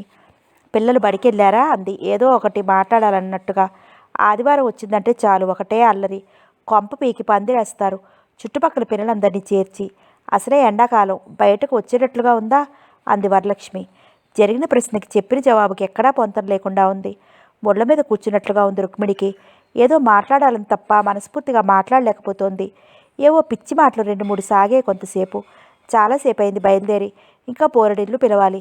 ఎల్లుండి మా కోడలికి పసుపు కుంకుమ ఇస్తున్నాం పేరంటానికని చెప్పి వరలక్ష్మి ముఖాన్ని బొట్టు పెట్టి సుస్మిత లేదా అని అడిగింది రుక్మిణి. పిలుస్తానుండండి అని లోపలికి వెళ్ళింది వరలక్ష్మి. ఇంట్లో ఉండి కూడా తను వచ్చారని కాబోలు బయటికి రాలేదు అనుకుంది. గత్తెలు పక్క నుంచి మాటలు వింటున్న సుస్మిత తల్లి లోపలికి రావడం చూసి కంగారుగా వెళ్ళి మంచం మీద పడుకుంది. రుక్మిణి కూర్చున్న వెనక వైపు గదిలో ఉన్న సుస్మితకి వాళ్ళ మాటలు తప్ప ఆకారాలు కనిపించలేదు. చాలా రోజులైంది అత్తయ్యని చూసి. ఇప్పుడు తగుదునమ్మా అని నిన్ను కాదని దాన్ని చేసుకున్నాము, నాకు మనవడు పుట్టబోతున్నాడని తెలియచెప్పడానికి వచ్చింది కాబోలు అనుకుంది కోపంగా. అందుకే తల్లి వచ్చి రమ్మంటే ఇంట్లో లేనని చెప్పు, నేను రాను అంది అక్కడి నుంచి వెళ్ళిపోయి. అదేమిటే బొట్టు పెట్టించుకోమంటే రానంటావేంటి అంది విస్మయంగా వరలక్ష్మి. 5 నిమిషాల తర్వాత బయటకు వచ్చి సుస్మిత లేదు వదినా అని చెప్పి ఊరుకుంది. లోపల సుస్మిత నేను రాను అనటం స్పష్టంగా రుక్మిణి చెవిన పడింది. మరదలతో తప్పక రమ్మనమని చెప్పి గడప దిగింది. అంటే సుస్మితకి నా ముఖం చుట్టానికి కూడా అసహ్యం వేసింది కాబోలు. మనుషులు ఎంతగా మారిపోయారో. తమ్ముడు మరదలు మాట్లాడినా అది నామకామాత్రమే అని, మునుపటి ఆప్యాయత అనురాగాలు నశించిపోయాయని గ్రహించింది రుక్మిణి. ఎంతసేపు కూర్చున్నా ఇప్పుడేగా వచ్చింది, కూర్చోండి వదినా అనే మరదలు వెడతాననగానే తను లేచింది. తప్పనిసరిగా ఎదురవటంతో పలకరించక తప్పలేదు తమ్ముడికి. ఇంకా సుస్మిత అసలు తన పాపిష్టి ముఖం చూడకూడదనుకుందేమో, అందుకే ఇంట్లో ఉండి కూడా లేదనిపించింది. తన్ని చూడటానికి దానికి మనస్కరించలేదు కాబోలు. పుట్టింటికి వచ్చి అశాంతిగా వెళ్ళటం తన జీవితంలో ఇదే మొదటిసారి అనుకుని బరువెక్కరి గుండెలతో బయటికి నడిచింది రుక్మిణి. మేనత్త వెళ్ళిపోయిందని గ్రహించిన సుస్మిత అత్తయ్యని చూడాలని బలంగా అనిపించడంతో గబగబా డాబా మీదకు పరిగెత్తింది. హడావుడిలో బొటనవేలు మెట్టుకు తగిలి రక్తం వచ్చి చురుక్కుమంది. అయినా లెక్క చేయకుండా మెట్లన్నీ ఎక్కి వీధి వైపుకు చూసింది. అత్తయ్య బాగా చిక్కిపోయిందనుకుంది. అప్పటికే రుక్మిణి సందుమలుపు తిరిగిపోయింది. ఎందుకో రుక్మిణి ఎదురుగా రావడానికి మనస్కరించలేదు సుస్మితికి. ఒక్కసారి రుక్మిణి అత్తయ్య ద్వారా జరిగింది తెలుసుకోవాలని, ఆమె ఒడిలో పడుకుని తనివి తీరాల ఏడవాలని, ఆ ఓదార్పుకు తన మనసు చల్లబడుతుందని ఆశించిన సుస్మితని మనసు హెచ్చరించింది. రుక్మిణి ఇంటికి చేరేసరికి 8 గంటలైంది. తిరిగి రావడంతో ఒళ్ళంతా అలసిపోయి కాళ్ళ నొప్పులతో ఇల్లు చేరేసరికి మహేష్ తల్లితో కబుర్లు చెప్తూ కూర్చుంది. అప్పుడు వంట చేయడానికి చిరాకు అనిపించింది రుక్మిణికి. బయటికి వెళ్ళొచ్చానుగా, కాస్త వంట చేయరాది ఈ పూటకి, ఒక్కదాన్ని ఎంతకని చేస్తాను అని గట్టిగానే కోడలు వినాలన్నట్టు. అత్తగారి మాటలు చెవిన పడ్డా విని ఊరుకుంది మహీజ. తనకి ఇప్పుడు కనుక కొడుక్కుంటే వంట మొదలుపెట్టి తనకి తప్పదు కనుక కొడుక్కుంటూనే వంట మొదలుపెట్టింది. తల్లి కూతురు పకపకలాడుతుంటే ఒళ్ళు కారం రాసుకున్నట్టుగా ఉంది రుక్మిణికి. బిగ్గరగా చెప్పుకునే మాటలు సన్నబడ్డాయి. డాక్టర్ చెప్పిన మాటలు విని నిన్నేమీ అడగలేదుగా అంది కృష్ణవేణి. ఏమీ అడగలేదు, అయినా నాకు భయంగా ఉందంది మహీజ. నీకేం భయం, నేను వచ్చానుగా, అన్నీ చూసుకుంటానులే. అనుమానం ఉన్నదైతే ఎప్పుడో అడిగేది అంది కృష్ణవేణి. రేపు పేరెంటల్లో ఎలాగో అందరూ వస్తారు అంది దిగులుగా మహీజ. 1-2 మాటలు తప్ప వినపడలేదు రుక్మిణికి. అయితే డాక్టర్ చెప్పిందే నిజమని అప్పటికి కానీ నమ్మలేకపోయింది. ఉద్రేకం కట్టలు తెచ్చుకుంది. ఇప్పుడే వదిలిని అడిగేస్తాను, ఏం చెప్తుందో చూస్తాను. భయంకరమైన ఈ నిజాన్ని నేను ఇక దాయను, దాచే శక్తి కూడా లేదు. లేచి తూగుడుగా రాబోయింది రుక్మిణి. రేపింత కార్యక్రమం పెట్టుకుని తాను ఇప్పుడే ఈ పని చేస్తే జరిగే పర్యవసానం ఏమిటి? ఎవరూ నమ్మరు కూడాను. ఆడదానివి కాదా, నీకు ఇంతకు ముందు తెలియదా? తెలిసే నువ్వు ఆ పిల్లని కోడలుగా చేసుకున్నావా అని తిరిగి అందరూ నన్నే అంటారు. శ్రీధరం ఏమాత్రంగా కూడా ఉండడు, తనకు అసలు దక్కడేమో. అంతే. రుక్మిణిలోని ఉద్రేకం చల్లాడిపోయింది. మనిషి నిస్సత్తుగా కూలబడిపోయింది. ఎలాగో వంట పూర్తయింది అనిపించింది ఆ పూటకి. మర్నాడు ఉదయం ఆఫీస్కి వెళ్ళబోతున్న విశ్వనాథాన్ని రేపు రాత్రి ట్రైన్కి టికెట్లు తెమ్మని డబ్బు ఇచ్చింది కృష్ణవేణి. డబ్బు తీసుకోకుండా తను రిజర్వేషన్ చేయిస్తానన్నాడు విశ్వనాథం. రేపు సూడిదలు పెట్టుకుని ఈ వంట పని కూడా తన వల్ల కాదనుకున్న రుక్మిణి మర్నాటికి వంట మనిషిని మాట్లాడింది. చలపతి కుటుంబాన్ని భోజనానికి పిలవాలనిపించినా ఆ ఉద్దేశం విరమించుకుంది. వంటగదిలో ఏదో పనిచేస్తున్న రుక్మిణికి మహీజ పెద్దగా అరవటం వినిపించి చేస్తున్న పని వదిలి పరిగెత్తుకుని వచ్చింది హడావుడిగా. మంచం మీద లొంగలు చుట్టుకుపోతూ అరుస్తోంది మహీజ. ఏమైంది వదినా అంది కంగారుగా. ఏమో తల్లి, ఏం జరిగిందో నాకే తెలియటం లేదు. ఇంతవరకు బాగానే ఉంది. అలవాటు లేని అవపోసన చేస్తే మూతి మీసాలు కాలే అన్నట్టు శాస్త్రం ఊరికే రాలేదు. సూడిదలు అలవాట్లేదంటే మొదలు పెట్టావు, అందుకే నా బిడ్డకి ఇప్పుడు ఇలా అయింది. వెంటనే మేము హైదరాబాద్ వెళ్ళిపోవాలంది. అదేమిటి, ఇప్పుడు ఏమైందని? కావాలంటే డాక్టర్ని పిలుస్తానుండు. కంగారుగా వెళ్ళిపోయింది రుక్మిణి. నీ డాక్టర్ వద్దు, ఆ వైద్యం వద్దు. అసలు ఏం తేడా చేసిందో మొదటి నుంచి దాని శరీరతత్వం తెలిసిన డాక్టరు మా ఊళ్ళో ఉంది. క్షణం నా కూతురు ఇక్కడ ఉంచను రంకెలేస్తోంది కృష్ణవేణి. బెత్తరపోయింది రుక్మిణి. అదేమిటమ్మా వదిన, రేపు సూడిదలని నేను ఊరంతా పిలిచి ఏర్పాటు చేసుకుంటే నువ్వు ఇప్పుడు మహేజన్ తీసుకెళ్తానంటలో అర్థమేంటి? అసలు విషయం తెలుసుకోకుండా హైదరాబాద్ ఎందుకు? ఇప్పుడు ఏమంత ముంచుకొచ్చిందని అంది రుక్మిణి. ఇంకా ముంచుకు రావాలా తల్లి? ఇప్పటికొచ్చింది చాలు, నేను ఉంచరుగాక ఉంచను అని పట్టుబట్టింది మొండిగా కృష్ణవేణి. ఈ పరిస్థితిలో తను ఆవేశపడటం మంచిది కాదనుకున్న రుక్మిణి, వదినా నా మాటను, ముందు మహీజని డాక్టర్ దగ్గర తీసుకెళ్దాం రా. నువ్వు ఇలా అర్థంతరంగా ప్రయాణం పెట్టుకుంటే రేపు నలుగురు మీ కోడలేనని అడిగితే ఏం సమాధానం చెప్పను? నలుగురిలో నా పరువు తీయకు. ఇప్పటికే నా సంసారం నడివీధిలో పడింది. ఆ పని పూర్తయ్యాక నీ ఇష్టం. ఎప్పుడు వెళ్ళాలన్నా అడ్డు చెప్పను. నా మాట కాదనకు. వియ్యపురాల్లో అడగటం లేదు, ఆడపడుచుగా అర్థిస్తున్నాను అని అభిమానం చంపుకుని దాదాపుగా ప్రాధేయపడింది రుక్మిణి. తను పట్టిన కుందేలికి మూడే కాళ్ళన్న తత్వం కృష్ణవేణిది. మహీజ బాధ రెట్టింపైనట్లు కేకలు వేస్తోంది. కంగారుగా పక్కింటి ఆయన చేత ట్యాక్సీ పిలిపించింది కృష్ణవేణి. రుక్మిణి మాట్లాడటం అనవసరం అనుకుంది. ట్యాక్సీ రాగానే ముందుగా సర్ది ఉంచుకున్న సూట్ కేసులు ట్యాక్సీలో పెట్టి నెమ్మదిగా మహీజను ఎక్కించి తను కూడా ఎక్కి కూర్చుంది కృష్ణవేణి. తల్లి కూతుళ్ళిద్దరూ మాట మాత్రంగా అయినా చెప్పలేదు రుక్మిణికి. ట్యాక్సీ వేగంగా కదిలిపోయింది. శిలాప్రతిమలా నిలబడి ఉన్న రుక్మిణికి ఆడపిల్లని పురుటికి తీసుకెళ్లే తీరు ఇదేనా అనిపించింది. అర్థాంతరంగా మహీజను తీసుకెళ్లటం అపశకునంగా తోచిందామె మనసుకు. అసలు తనింట్లో శుభకార్యాలు అచ్చి రావటం లేదు. ఎందుకనో రూపు వచ్చే పేరంటాలకి భర్తకి ఏం సమాధానం చెప్పాలి? గజిబిజిగా ఉందామె మనసు. సాయంకాలం ఆఫీసు నుంచి వచ్చిన విశ్వనాథం భార్య చెప్పిన విషయం విని తెల్లబోయాడు. వెంటనే నాకు కబురు చేయించలేకపోయావా అన్నాడు. అసలు ఆ సమయంలో నాకేం తోచలేదండి అంది రుక్మిణి. మగవాళ్ళు ఉండి కూడా ఈ పరిస్థితిలో ఆడవాళ్ళు ఒంటరిగా వచ్చారని రేపు మీ అన్నయ్య అడిగితే ఏం సమాధానం చెప్పాలి? అయినా మీ వదిన గారికి ఆ కంగారేమిటి? ఇది ఊరు కాదా? ఇక్కడ డాక్టర్ లేరా? నువ్వు రాజేశ్వరికి ఫోన్ చేసి పిలిపించాల్సింది. మహేష్కి ఏమైందో తెలిసేది. అసలు శ్రీధరాన్ని వాళ్ళు ఏనాడైనా ఇంటర్లుడుగా గౌరవించారా? ఈ పెళ్ళి ఎందుకు జరిగిందో నాకు అర్థం కావటం లేదు. సరే, జరిగింది ఏదో జరిగింది. నేను ఈ రాత్రికే హైదరాబాద్ వెళ్తాను. విషయం కొత్తైనా తెలుస్తుంది అన్నాడు చిరాగ్గా విశ్వనాథం. నేను కూడా వస్తానండి అంది రుక్మిణి. ఒక నిమిషం ఆలోచించి, సరే కానీ మనిద్దరం వెళదాం.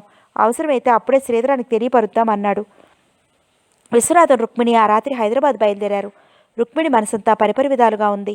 తెల్లవారితే సూడిదలు అనుకుంటే తనకి ప్రయాణం ఏమిటి? మహీజకు అసలు ఏమైంది? కూర్చుంటే లేవలేనట్లుగా ఉంది మహీజ. కొంపతీసి పురుటినొప్పులు కాదు కదా? తన లెక్క ప్రకారం ఇంకో 10 రోజులకు 8వ నెల వస్తుంది. వెళ్ళగానే ఎటువంటి కబురు వినాలో ఆ రాత్రంతా ఆలోచనలతోనే గడిపింది రుక్మిణి రైల్లో. అప్పుడే తెల్లవారుతోంది. వీధుల్లో జనాలు ఎవరూ ఇంకా తిరగటం లేదు. ఆటోలో హడావుడిగా ఇల్లు చేరారు విశ్వనాథం దంపతులు. ఇంటి తాళం వెక్కిరించినట్టు అనిపించింది వారిని. చుట్టుపక్కల వారిని ఎవరైనా అడుగుదామంటే ఎవ్వరూ లేచినట్టు లేదు. రాత్రంతా నిద్రలేమితో ఉన్న రుక్మిణికి నీరసంగా ఉండటంతో గుమ్మంలో చతికిల పడింది. చేసేది లేక విశ్వనాథం కూడా భార్య ప్రక్కనే కూర్చున్నాడు. మహీజకి ఏమైంది? హాస్పిటల్లో చేర్పించారా? కనీసం సదానందం కూడా లేడింట్లో. అసలు వీళ్ళిద్దరూ క్షేమంగా చేరారా? అనే ప్రశ్నలు భార్యాభర్తల మనసుల్లో మెదిలాయి. ఎవరి ఆలోచనలో వారున్నారు. మహీజకి ఏమైంది? హాస్పిటల్లో చేర్పించారా? కనీసం సదానందం కూడా లేడింట్లో. అసలు వీళ్ళిద్దరూ క్షేమంగా చేరారా అన్న ప్రశ్నలు భార్యాభర్తల మనసులో మెదిలాయి. ఎవరి ఆలోచనల్లో వారున్నారు. ఎదురుగా ఉన్న హోటల్ తెరవడం చూసి లేచి భార్యను కూడా రమ్మన్నాడు విశ్వనాథం. రుక్మిణికి అసలే సిగ్గుగా ఉంది. ఇలా గుమ్మాల ముందు పడిగా ఉలిపడి కూర్చోవటం, దానికి తోడు పైగా హోటల్కి కూడానా? ఆ మాటే భర్తతో అంది. విశ్వనాథం ఒక్కడే వెళ్ళాడు. హోటల్లో కూర్చున్న విశ్వనాథానికి ఎదురుగా సదానందం ఇల్లు కనపడుతోంది. కాఫీ తాగి పేపర్ కొని తిరిగి వస్తూ కూర్చున్నాడు. ప్రొద్దుటే తాళం వేసిన ఇంటి ముందు కూర్చోవటం రుక్మిణికి ప్రాణాంతకంగా ఉంది. రుక్మిణి నిరీక్షణ ఫలించిందా అన్నట్టుగా ప్రక్క ఇంటి ముసలావిడ గుమ్మంలో ముగ్గు వేయడానికి బయటకు వచ్చింది. సమయం వృధాపరచని రుక్మిణి చివాలు లేచి ఆవిడ దగ్గరికి వెళ్ళింది. విశ్వనాథం కూడా భార్య లేవటం చూసి తను కూడా వచ్చాడు. ఆ ఇంట్లో వారు లేరా అండి అంది రుక్మిణి ముసలావిడిని. నిన్న సూడిదలిచ్చి వారి అమ్మాయిని తీసుకురావడానికి కృష్ణవేణమ్మ వెళ్ళింది. వస్తుంటే దారిలోనే నొప్పులు మొదలయ్యాయంట. అట్నుంచటే హాస్పిటల్కి తీసుకెళ్లారంట అందావిడ. రుక్మిణి విశ్వనాథం ఉలిక్కిపడ్డారు. ఈవిడికి తెలియదేమో, లేకపోతే నెలలు నిండని మనిషికి నొప్పులేమిటి అన్నాడు విశ్వనాథం. రుక్మిణి మౌనంగా ఉండిపోయింది. ఇంతకీ మీరెవరు? ఏ ఊరు నుండి వచ్చారు అని ప్రశ్న వేసింది ముసలావిడ. సమాధానం చెప్పకుండా ఏ హాస్పిటల్ అండి అంది రుక్మిణి. వివరాలు చెప్పనందుకు ఆవిడ ముఖం చిట్లిస్తూ, నాకు తెలియదు, మా కోడలను అడగాలి, వచ్చి చెప్తారుండండి అని లోపలికి వెళ్ళి కోడలతో సహా బయటకు వచ్చింది. హాస్పిటల్ పేరు చెప్పింది ఆవిడ కోడలు. వస్తామండి అని వెళ్ళబోతున్న రుక్మిణిని, ఇంతకు ఎవరో చెప్పారు కాదు అంది వదలకుండా ముసలావిడ. చెప్పి మరీ కదిలింది రుక్మిణి. రోడ్డు మీదకి వచ్చిన ఆటో మాట్లాడాడు విశ్వనాథం. తన మనసులో అనుమానాన్ని మరోసారి వ్యక్తం చేశాడు విశ్వనాథం. హాస్పిటల్కి వెళ్తున్నాం కదా, విషయం తెలుస్తుంది అని ముభావంగా ఉండిపోయింది రుక్మిణి. బావా అయిపోయింది, అంతా అయిపోయింది. నా మహాలక్ష్మి నన్ను వదిలిపోయింది. దానికప్పుడే నూరేళ్లు నిండిపోయాయి.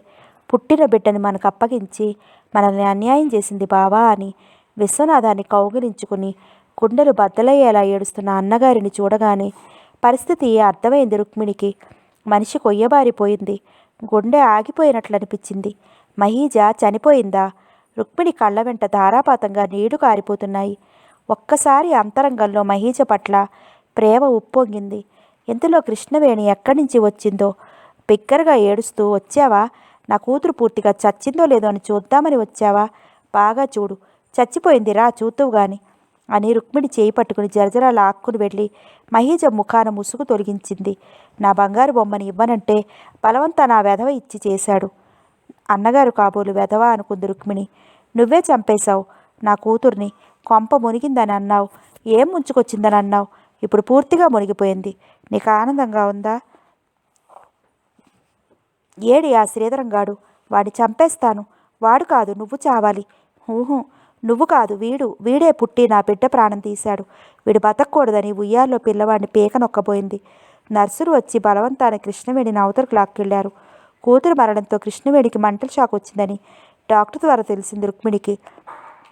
మీ పేరు రుక్మిణా అని అడిగింది డాక్టర్. వదిన గారి పిచ్చి మాటలకు అదిరిపోయిన రుక్మిణి డాక్టర్ ప్రశ్నకి జవాబు చెప్పలేకపోయింది. మహీజ పోయిందని తెలిసినప్పటి నుంచి కృష్ణవేణి రుక్మిణిని ఎడతెరిపి లేకుండా తిట్టిపోస్తోందని, ఆ పేరు ఎవరితో తమకు తెలియదని నర్సు చెప్పింది రుక్మిణి. మహీజ మరణానికి కారణం ఏమిటన్నాడు విశ్వనాథం. డెలివరీ చాలా కష్టమైంది. గుర్రపు వాత వచ్చినందువలన పేషెంట్ను బ్రతికించలేకపోయానని డాక్టర్ చెప్పింది. విశ్వనాథానికి అయోమయంగా ఉంది. డాక్టర్ గారు, నెలలు నిండకుండా డెలివరీ ఎలా సాధ్యం? అనుమానంగా చూశాడు విశ్వనాథం. పేషెంట్కి మీరేమవుతారు? తిరిగి ప్రశ్నించింది డాక్టర్. ఆ అమ్మాయి నా కోడలు, ఈమె నా భార్య అన్నాడు విశ్వనాథం. కృష్ణవేణమ్మ గారు నా దగ్గరకు మహీజను పెళ్లి కాకముందే అబార్షన్ చేయాలని తీసుకొచ్చారు. నిజానికి అబార్షన్ చేయొచ్చు, కానీ మహీజ ఆరోగ్యరీత్యా ఆ పని చేయటం అంత మంచిది కాదనిపించింది. టైం దాటిపోయిందని అబద్ధం చెప్పాను. తర్వాత మహీజకు పోయిందని చెప్పారు. నొప్పులతో ఉన్న మనిషిని అంత దూరం నుంచి ఎలా తీసుకొచ్చారో అక్కడ ఎవరికైనా చూపిస్తే ఈ పని జరగకుండా ఉండేది. ఏదైనా వేణమ్మ గారిని తీరని దుఃఖం అంది డాక్టర్. రుక్మిణిలో చలనం నశించింది. ఈ విషయాలని నీకు తెలుసా అన్నాడు విశ్వనాథం. మీకు అన్ని విషయాలు చెప్తాను, ముందు కార్యక్రమం చూడండి అంది బాధగా రుక్మిణి. శ్రీధరానికి టెలిగ్రామ్ ఇచ్చాడు విశ్వనాథం. నెత్తురుకుడ్డులా ఉన్న పసివాడిని చూసి రుక్మిణి మనసు కలుక్కుమంది. వీడప్పుడే తల్లి లేని బిడ్డ అయిపోయాడు. లోకం దృష్టిలో వీడు తన మనవడు, తన వంశోద్ధారకుడు. తను చెయ్యలేడని వినిపిస్తున్న సదానందాన్ని ఓదార్చి ఆ పనికి తనే పూనుకున్నాడు విశ్వనాథం. పచ్చని మహీజ శరీరాన్ని కట్టెలపై పడుకోబెట్టి దహనం చేసేటప్పుడు మాత్రం అంతవరకు నిబ్బరంగా ఉన్న విశ్వనాథంలోని దుఃఖం ఏరులా పొంగి వచ్చింది. అయిపోయింది. శ్రీధరం బతుకు చీకటైపోయింది. మహీజ శాశ్వతంగా దూరం అయిపోయింది. ఏ గొడవలు వచ్చినా కంటి ముందు కొడుకు కోడలు ఉన్నారనుకున్నాను. ఆ ఆశ పూర్తిగా తీరిపోయింది. ఆడపిల్లలు లేని విశ్వనాథం మహీజకు కర్మకాండలు చేయడానికి ఎంతో బాధపడ్డాడు. నా చేతుల మీదుగా ఈ తతంగం జరగాలని ఉన్నది కాబోలు, అందుకే నేను వచ్చాను అనుకున్నాడు. కృష్ణవేణిని కూతురి మరణం బాగా కురంగతీసింది. అన్నం నీళ్లు లేవు. అవిరామంగా తిట్టిపోస్తూ ఉండటం తప్ప మరే మాట లేదు ఆమె నోటి నుంచి. కుళ్ళి కుళ్ళి ఏడవటం తప్ప మాట మంచి లేదు సదానందానికి. రుక్మిణికి ఆ తిట్లు భరించే శక్యం కాకుండా ఉన్నాయి. మనిషికి ముళ్ళ మీద ఉన్నట్టుగా ఉంది. ఈ సమయంలో శ్రీధరం రాకుండా ఉంటే బావుండునని దేవుడికి దండాలు పెట్టింది. విశ్వనాథం తరచి తరచి అడగడంతో ఇక దాచి ప్రయోజనం లేదు. మహీజ ఎలాగో పోయిందని రుక్మిణి జరిగిందంతా భర్తకు చెప్పేసింది. భార్య చెప్పిన మాటలు విని విస్తుపోయాడు విశ్వనాథం. అయితే శ్రీధరం మహీజ కేవలం మా దృష్టిలో భార్యాభర్తలుగా నటించారన్నమాట. అందుకే కాబోలు శ్రీధరం మహీజతో కలిసి మాట్లాడినట్లు కానీ వారిద్దరూ కలిసి బయటికి వెళ్ళినట్లు కానీ తను ఎప్పుడూ చూడలేదు. అందరి మధ్య శ్రీధరం బతుకు నాశనమైంది కాదు, వాడి మెడకు ఉచ్చు వాడే బిగించుకున్నాడు. అసలు జరిగింది అన్నయ్య దగ్గర అనేస్తే అది సభ్యత కాదేమో. ఇన్నాళ్ళు ఊరుకుని వాళ్ళు ఇప్పుడు దుఃఖంలో ఉన్నప్పుడు తనేదన్నా అంటే వాళ్ళని మరింత బాధ పెట్టిందాన్ని అవుతాను. అన్నగారు కావాలనే చేశాడు. ఇప్పుడు అది మాత్రం ఏం ప్రయోజనమని ఆ మాటలు కడుపులోనే ఉంచుకుంది రుక్మిణి. వదిన కూడా తనని చూస్తే చాలు మండిపడుతోంది. ఈ పరిస్థితుల్లో ఆమెను ఓదార్చుదామనుకున్నా గొంతు మోగపోయినట్లుగా ఉండిపోయింది. ఎందరూ చెప్పినా వాళ్ళ బాధ తీరేది కాదు. 12 రోజులు పూర్తయ్యాక రుక్మిణి విశ్వనాథం తమ ఊరికి బయలుదేరారు. వెళ్లే ముందు వదిన, ఆ పసివాడిని చూసైనా నువ్వు మహీజను మర్చిపోవాలి. రుక్మిణి మాటలు పూర్తి కాకుండానే తాడెత్తులు లేచింది కృష్ణవేణి. ఏమిటి, నా కూతురు మర్చిపోవాలా? వేరడంత వెధవం చూసుకుని చెట్టంత కూతురు మర్చిపోవాలా? నీకు నోరెలా వచ్చిందే ఆ మాట అంటానికి? నా మహీజ నాకు దూరం అవటానికి వీడే కారణం. క్షణం వీడు నా ఇంట్లో ఉండటానికి వీల్లేదు. అసలు నా కూతురు పెళ్ళంటేనే ఏడుపులు పెడబొప్పలు. ఆ ఏడుపులే నా బిడ్డకు కొట్టాయి. ఆ దరిద్రపు కొంపలో నా బిడ్డ ఎన్ని కష్టాలు పడిందో. ఇప్పుడు నీ కళ్ళు చల్లగా ఉన్నాయిగా. ఆ వగలాడి నీ తమ్ముడు కూతురుందిగా, దాన్ని చేసుకో నీ కొడుక్కి. మళ్ళీ నా గుమ్మం తొక్కావంటే ఏం చేస్తారో నాకే తెలియదు. ముందు ఆ పిల్లాన్ని తీసుకుపోండి, నాకు పీడా వదిలిపోతుంది. బిగ్గరగా ఏడుస్తోంది కృష్ణవేణి. నిస్సహాయంగా భర్త వంక చూసింది రుక్మిణి. కళ్ళతోనే భార్యకి ధైర్యం చెప్పి, ఆ పసివాడిని మనమే తీసుకెళ్దాం. వాడెక్కడున్నా ఆవిడ చేతిలో బ్రతుకుతాడన్న నమ్మకం నాకు లేదు. ఆవిడ వదిలించుకుందామన్న దృష్టితో ఉన్నా మనకి తప్పదు. నలుగురు దృష్టిలో పలచన కాకూడదు. బాధపడకు రుక్మిణి, ఆ పసివాడు మనకు బరువు కాడు. నచ్చ చెప్పాడు విశ్వనాథం. ఎందరూ తన గురించి కర్షణ పడుతున్నా తనకేమీ పట్టనట్టు హాయిగా పడుకున్నాడు ఉయ్యాల్లోని పసివాడు. టెలిగ్రామ్ చూసిన శ్రీధరం గుండెలు వేగంగా కొట్టుకున్నాయి. మహీజ చనిపోవటం ఏంటి? పైగా పిల్లవాడిని ప్రసవించిందట. టెలిగ్రామ్లోని మాటలు నమ్మశక్యంగా లేవతనికి. మహీజ రూపం మనసులో మెదిలింది అతనికి. మహీజ, నన్ను చేసుకుని ఏం సుఖపడ్డావు? నా జీవితంలో ఎందుకు ప్రవేశించావు? మనిద్దరికీ ఏం సంబంధం లేదని నీకు తెలుసు. ఏ దుష్టకడి ఫలితమో మనిద్దరం భార్యాభర్తలమయ్యాం. మహీజ అంటే తనకు కోపం తప్ప మరే భావమూ లేదు. సమాంతర రేఖలు లాంటి తమ జీవితాలను మహీజతో తనకు శారీరకంగా ఎటువంటి సంబంధం లేదు. కానీ లోకం దృష్టిలో తామిద్దరూ భార్యాభర్తలు. శారీరకంగా సుస్మిత, మానసికంగా మహీజ కూడా తనకి దూరం అయ్యారు.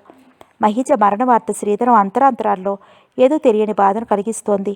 తన వల్ల ఆమె జీవితం పాడైందనే బాధ అతని మనసును కలిచివేస్తోంది. రకరకాల ఆలోచనలతో మనసు వేడెక్కించింది. రుక్మిణి వాళ్ళు వచ్చాక చుట్టుపక్కల వారి పరామర్శలు ఎక్కువయ్యాయి. నెలలు నిండకుండానే ప్రసవించిందా అని ఒకరు, ఏం అమ్మమ్మ ఉంచుకోనందా మీరు తీసుకొచ్చారు? శ్రీధరానికి ఈ వయసులో రెండో పెళ్లి రాసి ఉంది కాబోరని కొందరు రకరకాల పరామర్శల పేరిట విమర్శలు జరిపారు. శ్రీధరం ఆఫీసుకు సెలవు పెట్టి ఇంట్లోనే ఉంటున్నాడు. బయటికి పెడితే చాలు సానుభూతిగా చూసేవారు ఎక్కువయ్యారు. శ్రీధరం గదిలోనే ఉయ్యాల కట్టింది రుక్మిణి. పసివాడిని చూస్తున్న శ్రీధరం మనసులో ఏ భావం లేదు, జాలి తప్ప. పిడికిళ్ళు బిగించి నిద్రలోనే నవ్వుతున్నాడు పసివాడు. వాడిని చూస్తున్న శ్రీధరానికి వీడు నా బిడ్డ, నా రక్తంలో రక్తం అని మనస్ఫూర్తిగా అనలేకపోయాడు. అక్కడి సంగతులు తల్లికి చెప్తే విని ఊరుకోవటం తప్ప శ్రీధరం ఏం ప్రత్యేకించి అడగలేదు. మహీజ మరణం కొడుకులో ఏ మార్పు తీసుకురాలేదనుకుంది రుక్మిణి. శ్రీధరం ఆకారం చూసిన వారందరికీ అతను భార్య కోసం బాధపడుతున్నాడనే అనిపించింది. కానీ శ్రీధరం మనసులోని ఆవేదన ఎవరికీ తెలియదు. తనది కాదు అనుకున్న బిడ్డను పెంచాలంటే రుక్మిణి మనసు అంగీకరించడం లేదు. వదిలి ఎంత తెలివిగలదో తనకిప్పుడు బాగా అర్థమైంది. నిజంగా మహీజ మీద ప్రేమ ఉన్నదైతే తన కూతురికి పుట్టిన బిడ్డను ఉంచుకోవడానికి ఏ అభ్యంతరమూ చెప్పదు. కూతురు సమయంగా కాపురం చేసి బిడ్డను కంటే ఈ మాట అనగలిగేదా?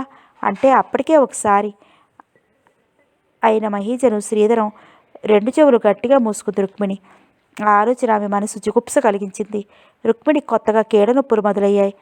ఇంటి పనులతో తోడు పిల్లవాడి పనులతో మరింత చాకిరీ ఎక్కువైంది. అనారోగ్యంతో పనులు చేయాలంటే కష్టంగా ఉంది. పిల్లాడి గోల పెట్టి ఏడుస్తున్న వాడిని చూడగానే రుక్మిణిలోని తల్లి మనసు గిలగిల్లాడింది. ఆతృతగా వాడికి పాలు పడుతోంది.